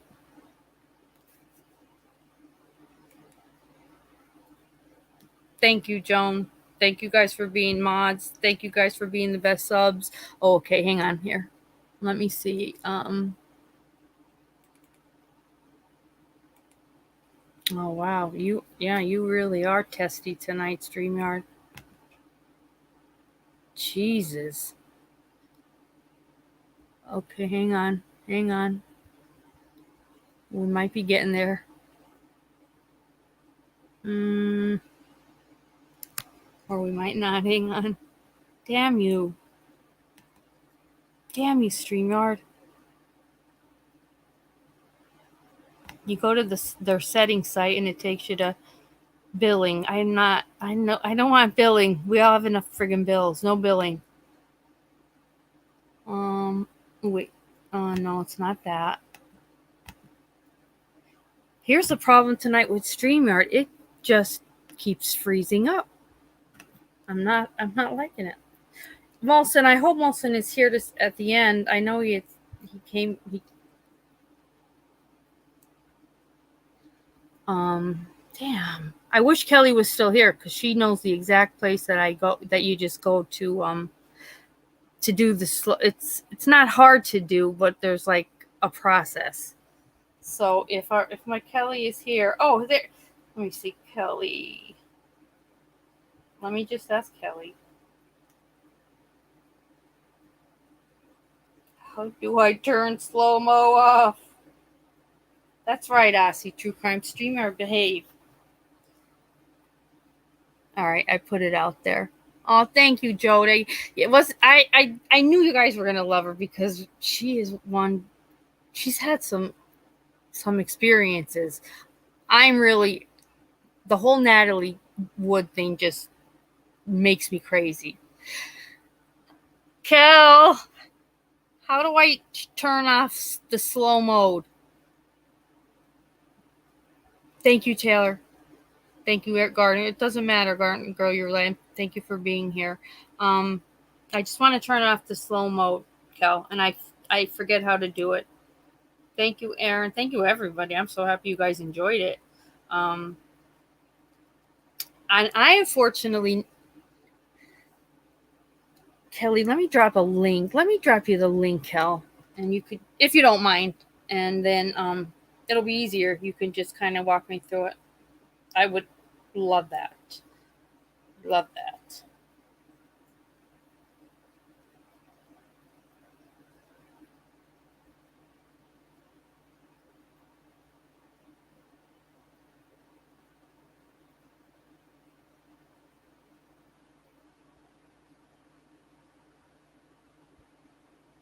Okay, there's the link, Cal. And once you do get backstage, don't be afraid if it freezes. It might take a minute or two to get you on the screen because it's just a lot of weird stuff tonight. I'm looking at chat and just looking at what you guys are saying. I'm so happy you all enjoyed it. And guys, were you not? I'm really surprised when she said there were only about 30 people at the wedding. Now I knew we heard about, the shower and how she thought Jamie, screwed with the invitations, but I did not know how bad it was as far as only 30 people. Oh, Ara, there is on your screen where there's the settings, it's either under the settings or on the side where there's like banners or brand. There it gives you like backdrop and you can make it different colors. And I thought the colors were cute. Let me see.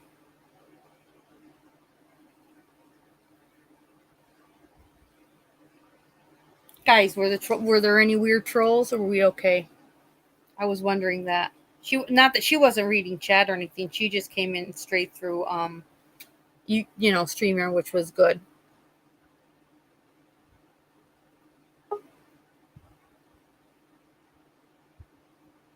And she put it very well, just that Shanann had trouble with keeping friendships going. She just had trouble with it. All right, Kelly, you're backstage. Let's just see how long it'll take before I'm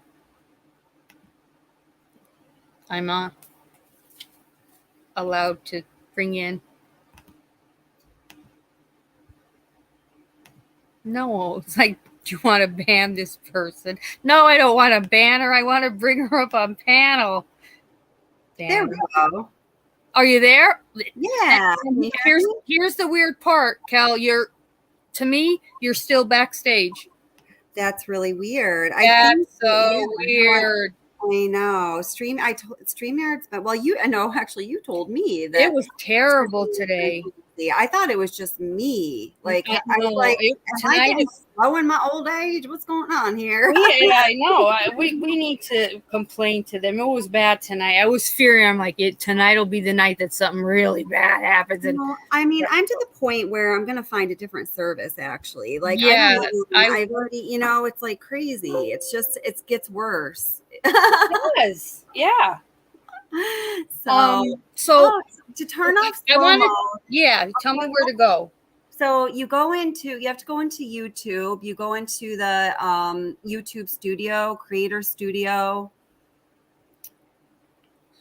You know what I'm talking about? Yeah, I won't lose you guys I won't lose you guys though, right? Well, just keep StreamYard open. It's open. Right. And I'll just be here. So even if That's right. So once I go into the Creator Studio, is it under?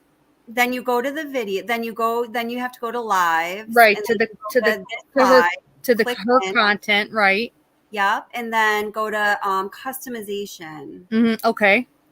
And then in customization, it will give you the option to turn off slow mode, to turn on slow mode. And if slow mode is on, you can customize it even further. Yeah. All right. Let me do that. I'll be right back. Okay. You talk to them. Sounds good. Awesome. Hi, guys. Great seeing you. So funny to be so good to be on this side of things, just in chat. I really like that. So how's everyone doing? Oops. Hold on. Let me get to where I can see you guys. Okay. Whoop. Hold it. We don't want to do that because we don't want to have a feedback there. So there we go. Oh, it's okay. Thanks, Edward. It's all right. He's got to go to sleep anyway.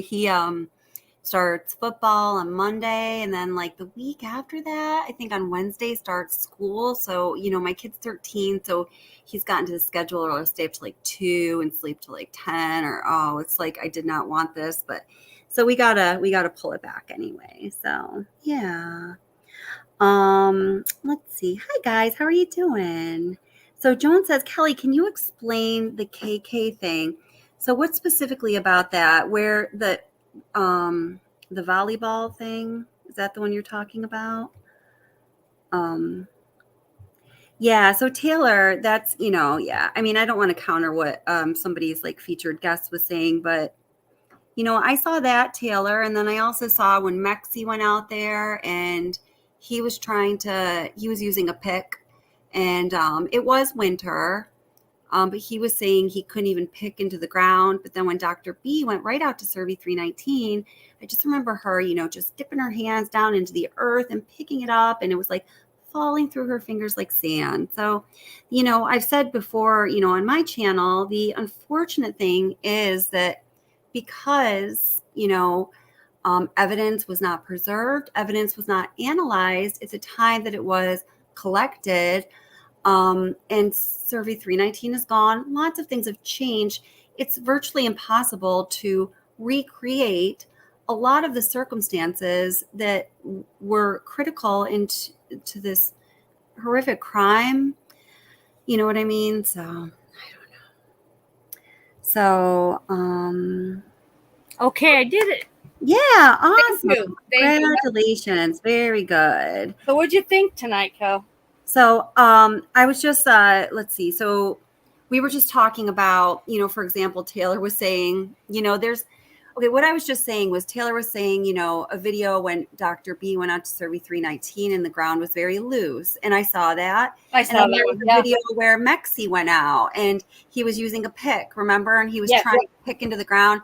And now granted, it was winter, but he couldn't even get into the ground. So we have these two, opposing, experiences or kind of supporting evidence or whatever. Right. Two people I very much trust. Dr. B, kind of like puts her hands into the ground, picks up the earth, and it's falling through her fingers like sand.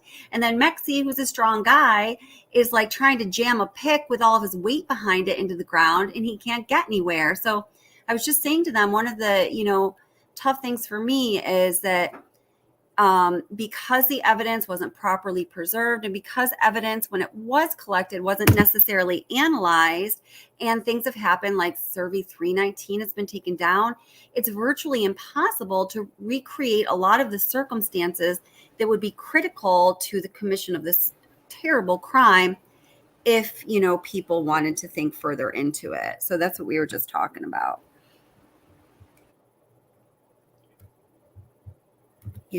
Whoops.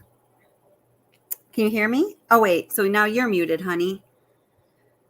Stream hobby, cray. Oh, there you go. Okay. Is it okay now? Yes. Now it is. Yes. And guess what? It's still showing I'm muted. Is that wild? That is so weird. Yeah. Oh my God. Yeah. Effing StreamYard. Yeah, that's crazy. Yeah, I agree, and it depended. I remember when Dr. B did it. They didn't go in the gates into the fields. She was more. She was right outside, like the gate. Right. Yeah. Whereas Kathleen and Mexi went more deep inside, and I think it's just the consistency of that dirt is different. Yeah, that's totally possible, and because they're both. They're both, like you said, they're both so credible. Absolutely. And, there's, something, in a place like Colorado where there are such distinct seasons, there are definitely factors like the season, the water table under the ground, like all the saturation level. I mean, so in this part of Colorado, it's not as high as Denver, but it's, very high off of sea level. So these things are going to be very considerable factors. It's not like it's at sea level where there might be some consistency of water saturation. Depending on like the precipitation you had, it's going to, vary considerably from season to season, year to year. So there are just things that can't be recreated, unfortunately, in my opinion. I mean, maybe there's some science out there that says differently, but I've yet to I don't know about it. Maybe other people do though. So. Yeah, Joan said, I like the fact that Kathleen is boots on the ground. Yeah, when I spoke to her for the first time and she told me how she researched Natalie Wood's case, like I was in shock that she flew to Hawaii to actually go to see the actual boat, and that they let her on the boat, which, you know, she said the people that bought the boat were really nice. They let her on it. So she got to see where Christopher Walken's room was, where Robert Wagner was fighting, you know, with Natalie. And she had her husband in the room Christopher Walken was in. She's out on the boat, then in the water, screaming like Natalie was, and her husband could hear it. So, you know, Chris said he couldn't hear it. Dennis said he couldn't hear it where he was. That's where her friend, she had him stationed. He could hear it. So, you know, that started her whole like, wait, we got a problem here kind of thing. You know, it's something's not right. And then when she was able to obtain 6 different autopsies. Right. I just saw now I found 3 of them so far. They're all different. Yeah. They're all different. But when the Coast Guard was the one who actually took her out of the water, finally came forward, like to say, I took her out, you know, not Dennis. Dennis was only doing what Wagner told him to do, was say you took her out, which he didn't. And Kathleen went with what she had done, her whole reenactment, and just, she said, I was literally banging my arms off the side of the boat with that coat on. She goes, I had not one bruise on me. She said, you know, the bruises on this woman's body alone were like, I mean, horrible. The diagrams are horrible. But then when the Coast Guard took her ear out of the ear was in her ear was in the dinghy. So he hit her so hard in the head. It's bad. It is bad. You know, it's so bad. That was 11 years ago, and I remember when they reopened the case, everybody thought like, oh my God, finally Robert Wagner's going to be arrested. Right. I mean, which they didn't, but at least they did get them to change the you know, the death certificate, and it is like I forget it's either it's acts like accidental drowning, hypothermia / undetermined other factors. Wow. Which is why, that's wild. It's a deal for the family. I know, you have to just and she had one daughter prior to first marriage, and then she had a daughter with Robert, Natasha, and Kathleen tried to get in touch with Natasha, but Natasha, I guess because it's her only parent left, you know, believes her father. You wouldn't want to believe it. Didn't do it. So she didn't even, you know, she didn't contact, you know, Kathleen at all. And like Kathleen said, if there's one person that's afraid of me, it was definitely Robert Wagner, because I was a big mouth. He knew he knew I was all over the place talking to as many people as I could. And she found out quite a bit, you know, with the spellings and all that. I thought that was interesting. Yeah, no, that is really interesting. I mean, it's a pretty complex case with 6 renditions or 6 autopsies. I mean, geez. Yeah, I'll send you the ones I have because it's so sad. Oh, good night, Coolest Reviews. Thank you so much for being here. Oh, Joan. So at the time, Kim Kaufman had the channel, you know, and was in with the Watts, kind of like almost they're all their spokesperson. And Jamie gave Kim the book to read and see what she thought about it. And Kim leaked it and read it. And that's when, maybe 2 days later, Kim said she was no longer affiliated with Watts or would be representing anything for him.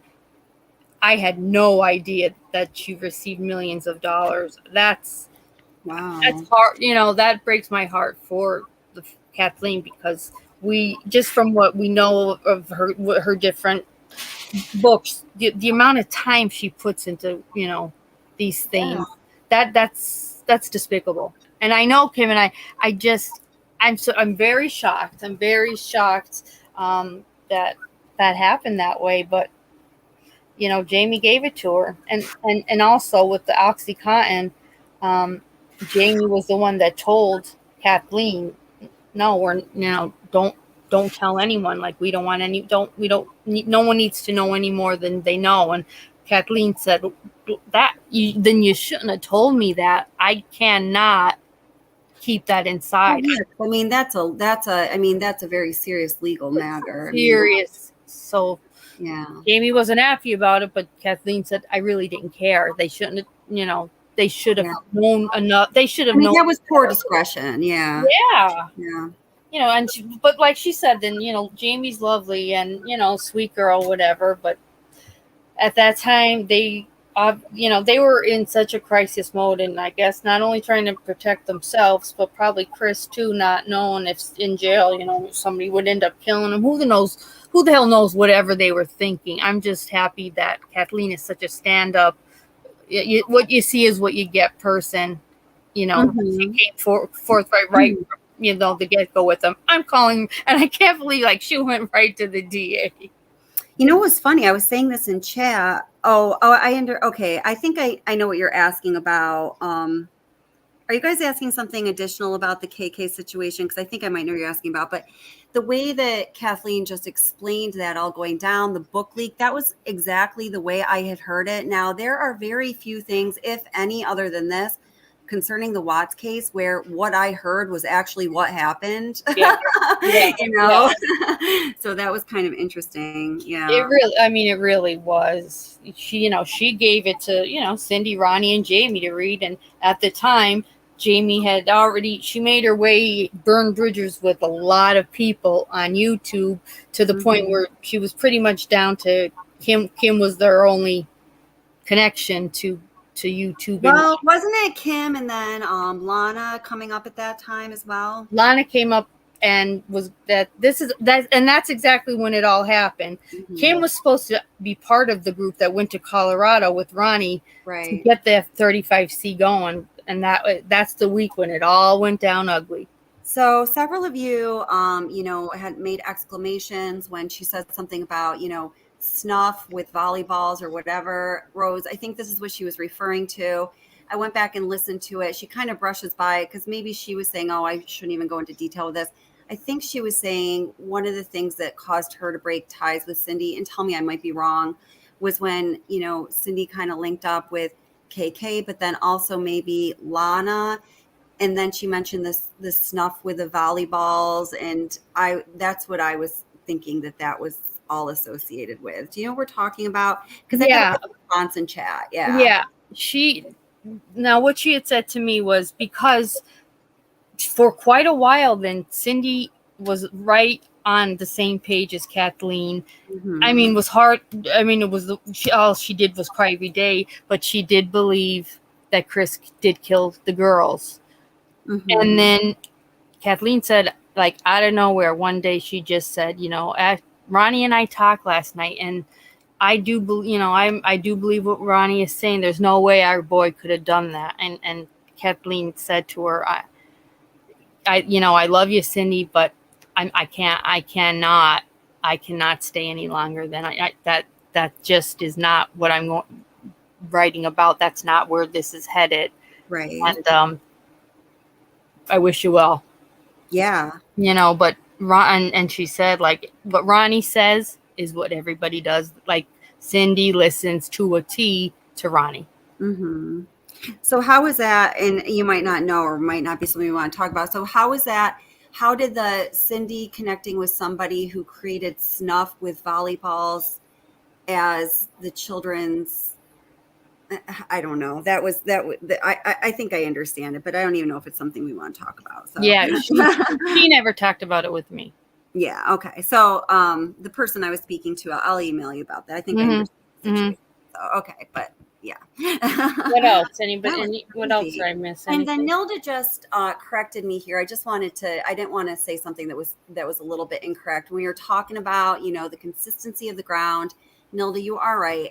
I do remember this. So Mexi went out there one time with Save Robbie and AD. It was like a joint. Yeah, I remember that night. Yeah, and that's when he used the pick and he tried to pick into the ground, and it was winter and he could not. And then there was another time that just Mexi and Robbie went out, and that time when they tried to dig into the ground, it was much like Dr. B's experience where it was nice fluffy sand. Yeah, right. Thank you, Joan. You're right. I just got a good text. Yes. So yeah, so I just wanted to put that out there because I only put out partial information on that. So yeah, thank you, Nilda. You're very, very thorough, Nilda. I know. Thank you, Nilda. But yeah, Rosie, Kim Kaufman got millions for then illegally selling all my broken pieces. She was given it to read over as a rough draft. She bootlegged it. And she did the exact opposite of what Kathleen told the Watts to do, which was, what do you think of it? It's just a rough draft. Let me know. So Jamie So now I understand that how All My Broken Pieces fits into the entirety of Blood and Marriage.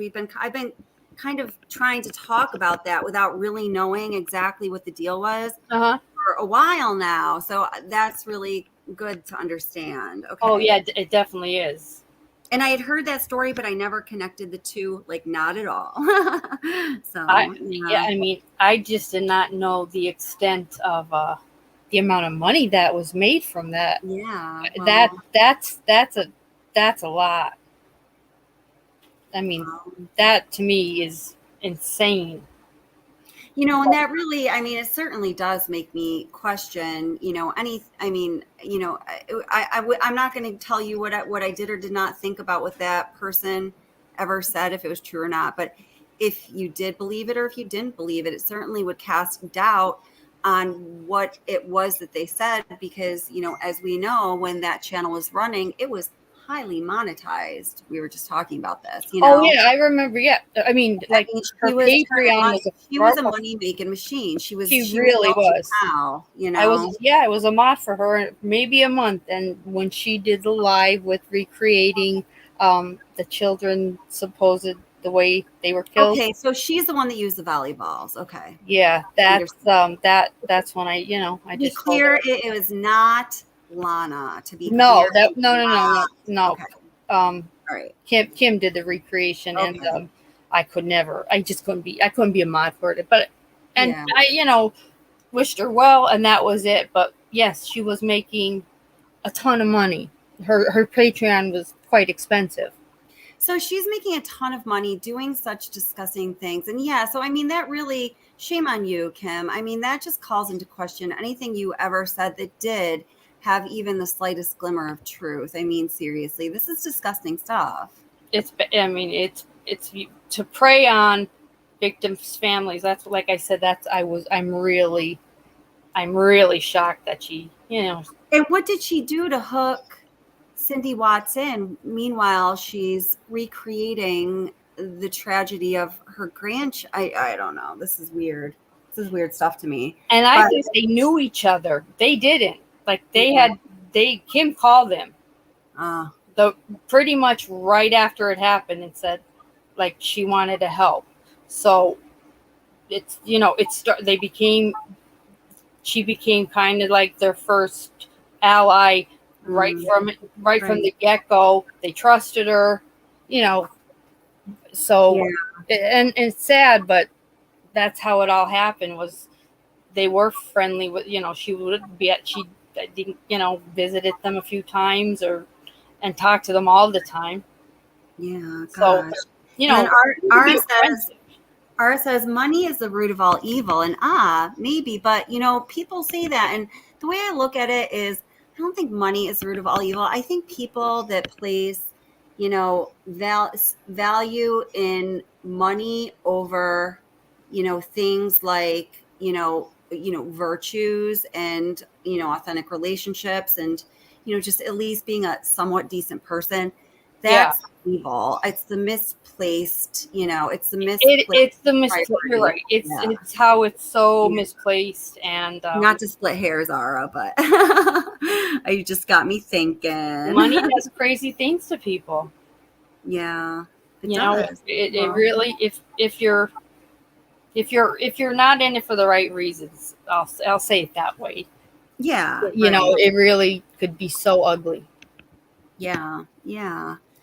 So, I mean, I thought it was very interesting. It was really great to listen to her. I mean, obviously, and I certainly was, the one thing I didn't agree with her on was the whole NK issue, which I thought that you handled really well when you were talking. Yeah, because when we talked on the phone, like devil's advocate. Right.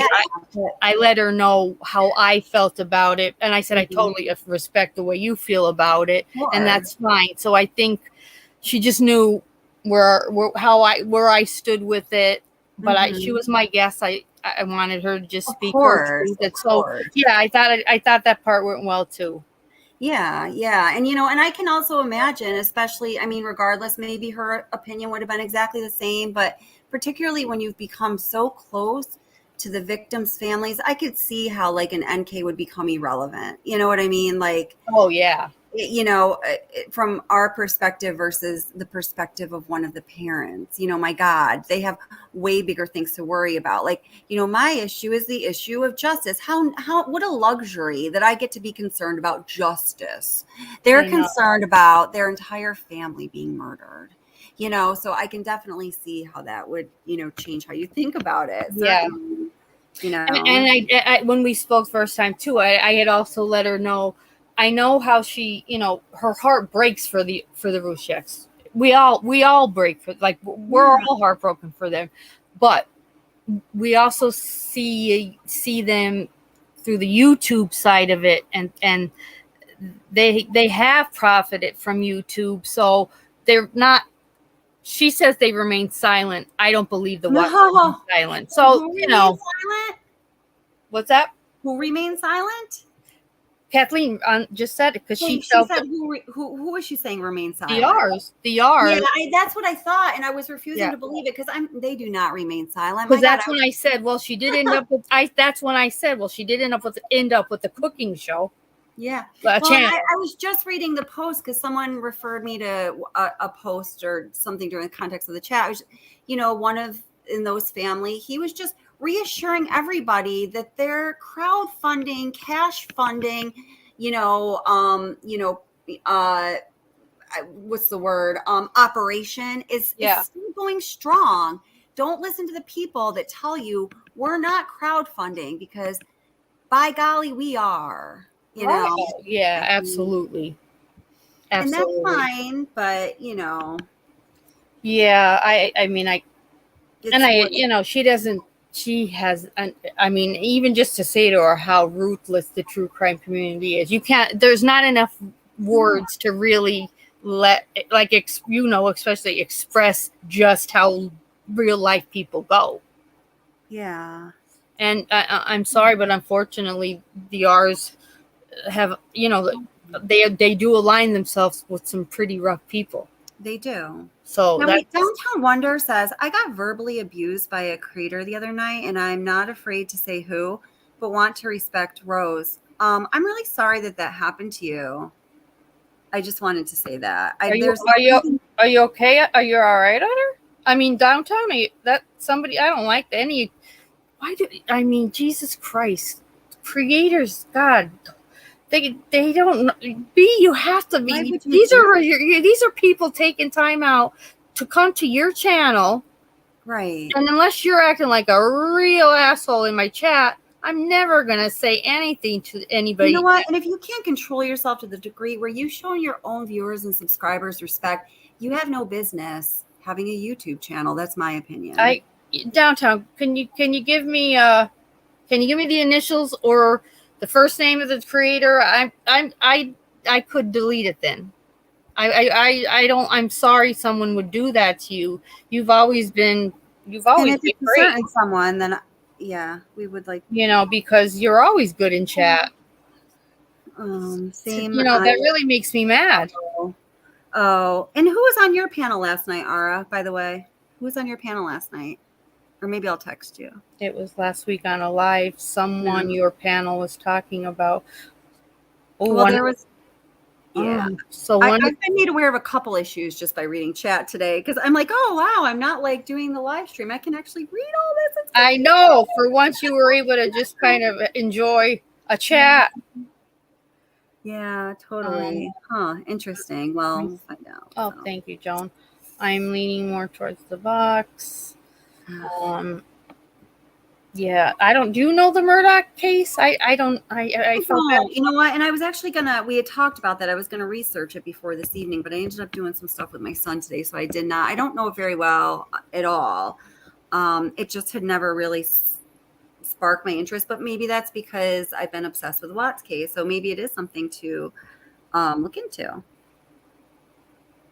Yeah. What is that her saying? She said on I don't know. Rosie said, "Understand your respect at downtown." Oh, okay. Yeah. We do have a great group, Joan. I agree. I think, we do look out for each other. We better, right? Like, there's too many mean people that we run into. Yeah, totally. Oh my gosh, it's just crazy. Downtown, I just want to make sure, like, that you weren't threatened or anything. Please just let me know that. And Jesus Christ, no, it's a shame, but yes, anyone can have a channel, and I know there's some real reckless channels out there. Yeah, I'm sorry that did happen though, downtown, because you've never been anything but so good. So it was somebody that a creator that Kathleen was talking about. I mean, she talked about Kim. She talked about Critical K. Mm-hmm. And I think that's it, right? Yeah. I don't know. I don't even know if Kay even still has a channel. I've never really watched it. So, and then Kim doesn't have a channel. Critical K's channel got taken down because she got sued. Yeah, she was somebody's guest last night. She was on YouTube last night. Yeah, Kim was. She's come back a little bit. Oh, Kim was, or Kim was somebody's guest. Okay. But I don't even remember who. But I hadn't seen like her name in forever. Yeah. I had no idea. Oh, really? I don't think a lot of people did have any idea of Natalie's injuries. Because it was done deal. She drowned. When you heard what Kathleen said, like Robert Wagner didn't even like wait around for anything. He hopped on a plane and got the hell out of there. Like, I just can't even imagine that. Yeah. Like that to me, that shows a little bit of guilt. I don't know, Robert. Oh my God, that's terrible. And then he waited an hour to even call for help is sickening. It is sickening. Yeah, I would do one on the autopsies of Natalie for you guys, just to show you that, and she's not a child, so it doesn't affect me the same way. I could do it like I do my job and just talk it through. Anything with kids, like we know it, you just take it too much to heart. Yeah. Totally. I know Anna says, I've always thought that case was fishy. And Anna, when they reopened it, I thought, oh, please. Yes, we were happy that they added a different cause to her for her death certificate. But still, most of us were really expecting Wagner to be arrested, and he wasn't. He remarried. He has 2 daughters with Jill St. John, and he's got a good life. Yeah. Meanwhile, that he doesn't deserve. Whoa, no, my God, hell no. I'm sorry, I didn't ask her about the spirit box. I didn't see that, but I was freaked out when she told me about, what Ronnie saw in the mirror was like the Cece and Bella's kind of standing there, and when he called Cindy in and said, "Do you see anything in the mirror?" And she's like, "No." And he said, wow. Cece and I just saw Cece and Bella just standing there like that. Oh, That wow. was bad enough. But then for when the magician thing that she just put Cece and he's like, who the fuck is Cece? Or who the fuck is Celeste? Like that. Wow. I don't know. That always does give me hope though that there is like an afterlife and we are going to see our loved ones someday. Oh yeah, I think there's definitely Right? something to it. Yeah, that I hope. If anything. Wow. Yes, Natasha played a movie about drugs. She was incredible. One thing I didn't know, they in Natalie's system, man, she had cocaine in it. Like they were doing even coke that night. Yeah, that's something I did always know. That's Wow, something- like I could see Christopher Walken doing it, but yeah, I guess. Yeah. But she was just when you read her Kathleen's book. I mean, Natalie was just trying to drink herself to oblivion, so that when she would go to bed, she would just pass out. But that night, she tried to fake being asleep, and he got her right up, and just really started in on her. Ugh. It's hard. I mean, it's horrible. I've only read up to. I read the Nicole Simpson one, and Kathleen did become very friendly with Ron Goldman's dad. She said, who is such a nice man. I've heard that about him from anyone. Yeah, she's like, you couldn't find a nicer guy. She said, but man has this whole thing.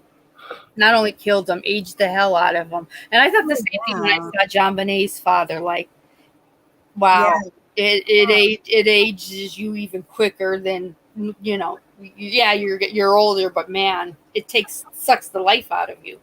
Yeah, I think that's true. I mean, and then with like Ron Goldman's father, it's just I know the family was always, he was just there as a matter of absolute happenstance. Like it was just such the most unfortunate turn of fate that you can imagine. I know. And I know when somebody had asked about Betty Broderick, she like point blank when she one time was up for like a parole, like said, "I'd do it again." Like, so she has absolutely no remorse. I forget if it's 3 or 4 children, 3 or 4 kids that are older now, but only one of them talks to her. Wow. That's a sad thing. But that she met friggin' Susan Atkins from the Mance family. She was friggin' pen pals with Charlie. I mean, a lot of people. I know. A lot of people. That's amazing. Wow. Yes, and when she's like, "I'm not afraid of many people," she said, but Susan Atkins has the eyes of a doll, like black, soulless, and she wrote it in her book. She said to Kathleen, like directly to Kathleen, like it really scared her. Like it's really, she said it's very bad. I said, oh God, I don't even know if I want to read the book now. Yeah, I mean, well, man, you know what the woman has potential of doing, my Lord. Oh, I like that she had asked Charlie in one of her letters if he had fucked Susan Atkins, and that he wrote back, "I don't sleep with ugly old women." Oh my God! And you guys, did anybody know he's married to now she's 25? Like what the hell? Oh, you hear. I didn't know that, but you hear of all these like crazy things, like these people that are in prison for being serial killers or whatever, and these people do those Watts fangirl letters, and all of a sudden it turns into love and conjugal visits, and they're married. I wonder I guess Chris could get married then, huh? Could he get married? I don't know. It's that I believe that is a state. That's a state thing. Yeah, it's different from state to state, and it varies, from what I understand, dramatically across the country. So I don't know Colorado. I don't know what the Colorado laws are about that. Yeah. And she had told me like the worst letters I get are from Chris Watts' girl fans. Like, not only you threatening to kill me, but giving me ways to just kill myself. I'm like, oh God. Oh my goodness gracious. And that he has so, he never has to worry about money in his commissary ever. Cindy and Ronnie never have to put money in it. Like, he's set. Oh my gosh. It doesn't make you so, and he has, yes, I did ask her, yes, he does have a picture of the girls in his cell. That's gross. That shouldn't have, that should not have been allowed. It's like it's really like giving him a gift. Yeah. Ugh. Oh, now one thing I actually would like to talk or just bring up, as long as you don't feel that there's any issue with it. Thing I picked up on what she was saying, where she believes that, this all goes back to the sand issue, that they took she said an outing. Chris took an outing out to Survey 319 with his children on Friday. Yeah. And she seemed very certain of it. I personally have always, people have put that out there. I have just never been able to put any, I don't know. I just don't believe that's what happened. But I just wanted to see if you had on that. I can't, so Saturday night, I just didn't, unless, I don't know when he would have done it on Saturday night. See, I just think he did it that Monday morning. So, we went over, just in recently, like last week, that kind of like timeline of the Monday morning. So, Kathleen obviously is investigating all these crimes. My God, one murder with 6 autopsies. And I'm just like, I know. Obsession, like weirdo. Yes. So, something that, she was like basing her thoughts on. She said, well, on, Monday morning, there was 45 minutes, which is accurate. I think we brought it to 46 minutes, pretty damn close. And the whole time he was texting. Well, if we did go by discovery, we determined the only thing that happened in that 45 minutes was he received a 1-sentence text message. He responded and said, okay. Right. Took a picture of his laptop. Those were the only 2 things. That's right. Yeah. So, he did, from what I understand, had that full 45 minutes. I just, all of the things that I am suspicious of and look deeper into and want to look deeper into, I've always personally, and I could totally be wrong. No, but we all have our question marks on so many things. That it happened on Monday. That he just, that just happened on Monday. No, I agree with you. We all have our question marks on different things, Yeah. That's the problem with this case is because they also redacted so much, it made us all nuts. Yeah. Oh, and Ara, I mean, all of the stuff that you brought up last night, Ara, I was actually looking into a little bit at some point today. Again, I didn't have as much time as I thought I was going to have today to, to be obsessed with this kind of stuff. But, Ara last night brought up the fact. Oh, yeah. I was still on panel. Right.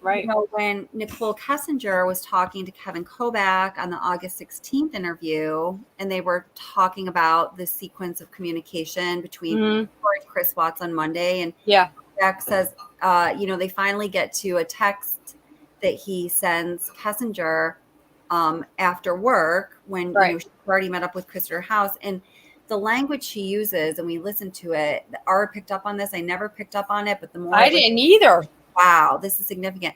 She says, he waited until 3:45 to text me, about his family being missing. That blew my mind. Why did you use that language? He waited. Right. That really blew my mind. Good catch. So it's like he waited. He waited for what? Did you tell him, call me at 2 and let me know how it went? Like, well, what are you getting at, Nicole? Yeah, seriously. And that's another thing. Every time we have a live, it's like there's something else that sticks out weird. Yeah. There's there's always something. Always something. Oh. Let me make sure. Oh, thanks, guys. I'm so happy you guys all enjoyed it. And she, like I said, I knew you guys would like her because she's funny. She's very funny. She agreed to. Well, Mima already had dementia. I'm like, well, she had full-blown Alzheimer's by the time she left. And also that there was only like crappy appetizers given at that wedding. Not even meals. I'm like, it blew my mind. I'm surprised Sandy didn't cook.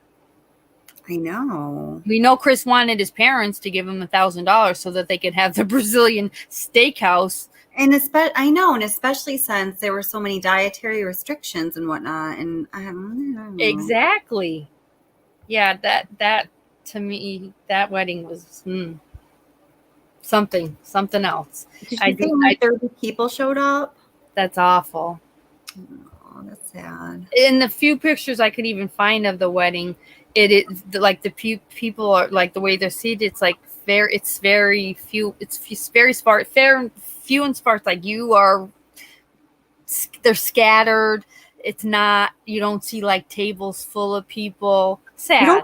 You don't get a wide lens, a wide range view. You know what I mean? Yeah. That's. God. I forget now. Did she say she still has the discs, or she gave them to somebody to listen? I can't remember what she said. Remember I asked her if she still had the wedding discs. Oh. I can't remember. When you guys were talking about that, I was doing something with my son. I had my earbuds in, but I didn't hear. Yeah. So I'm sorry about that. I can't remember. She said she gave it to somebody to watch, and they might still have. No, you know what? I think she does have it.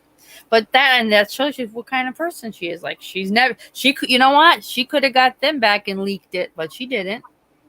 Right. She didn't. Yeah. You know, you don't do that. And that's if she wanted to, she certainly could have taken legal action. That's intellectual property. I know. Yeah, she definitely takes the high road in these cases when you're dealing with such devious, manipulative, cunning people. God. Yeah. She was just like, I was just happy then that I got it out there. Like, that is not my full, like, I'm a terrible, whether it's the spelling or the the grammar. I was happy then that they put it out. You want it, have it. Because it looked horrible. Yeah. Gosh. I cannot see Sandy lying about food being... No, Nilda, when Sandy talks about the food and Shanann could not eat any of it, that was not at the wedding. That was at the one of the bridal showers. Yeah, right. Mm-hmm. Yep. Yeah, no, Sandy never mentioned... They cross-contaminated everything. That was at the shower, not the wedding. Right. Yeah, weddings are for guests. It should have been like, and especially Italian. Right. Like Sandy always loves to cook and talks about it. There should have been like more food than you needed. Right. And like Kathleen said, in the parking lot was like that huge circus, like white tent pavilion type thing. It was enormous. She said, I can't imagine what they paid for that. Well, that's probably why people didn't get to eat then. They paid for something so stupid as that for them to walk through. I know. I don't know. Yeah. It just goes along with the theme. It's like, it does. We have all the bells and whistles that look pretty if you're looking at us from down the street or from up in a plane, but right. We can't eat. You're right. That's exactly. Oh, good. Yeah. No, that's all it was. But it's still sad that I think she said, they were just like munching on like plastic looking food. She's so friggin' funny. Jeez. I love her. And I'm happy she'll come back after the Murdaugh, and I'm definitely going to read the Harry and Meghan one, because her writing a funny book, I can't even imagine, because we laughed at yeah. You know what I mean? Yeah. That would be definitely good. Yeah, that was great. That book is going to come out.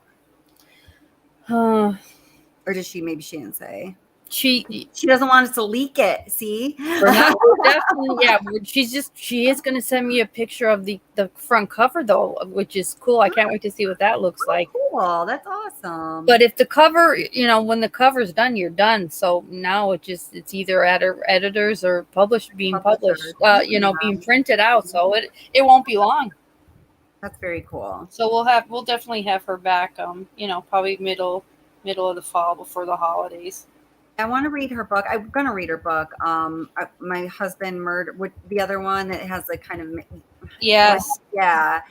That sounded really interesting. It's a very interesting concept to talk about all of those various murder scenarios in one book. I know. That's interesting, actually seeing how she pulled it off. But you know, she's a good writer. I definitely am gonna buy that book to support her and read it for sure. Oh, good. Yeah, she's great. And thank you, everybody in chat. Thank you all for just being so kind to her. It was really, I couldn't have asked for a better group to be here tonight.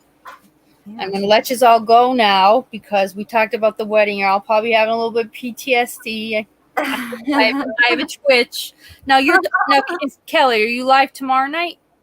So tomorrow night is Sunday night. Yeah, I can't remember. Yeah, I haven't scheduled it yet. I think I think let's go with Monday because I'm working on one of two different things and I'm not sure which I'm going to go with. Monday. We're going Monday. Okay, that sounds good. All right, so then we'll see everybody on Monday then. And I thank you guys again. I love you guys so much, and thank you for being here. Please give it a thumbs up. Please give it a big thumbs up. Big thumbs up. Definitely give it a thumbs up, guys. Support the channel. Give it a thumbs up. Support Rose and Kathleen Hewtson, who is a great guest. Thank you again, Kathleen. If you listen to this again, thank you, Molson, and thank you, Kelly, for being here. I appreciate you being here. Of course. All right, guys. Have a good night. Go to bed. All right. Take care. Okay. Bye. Bye, guys. Love you all.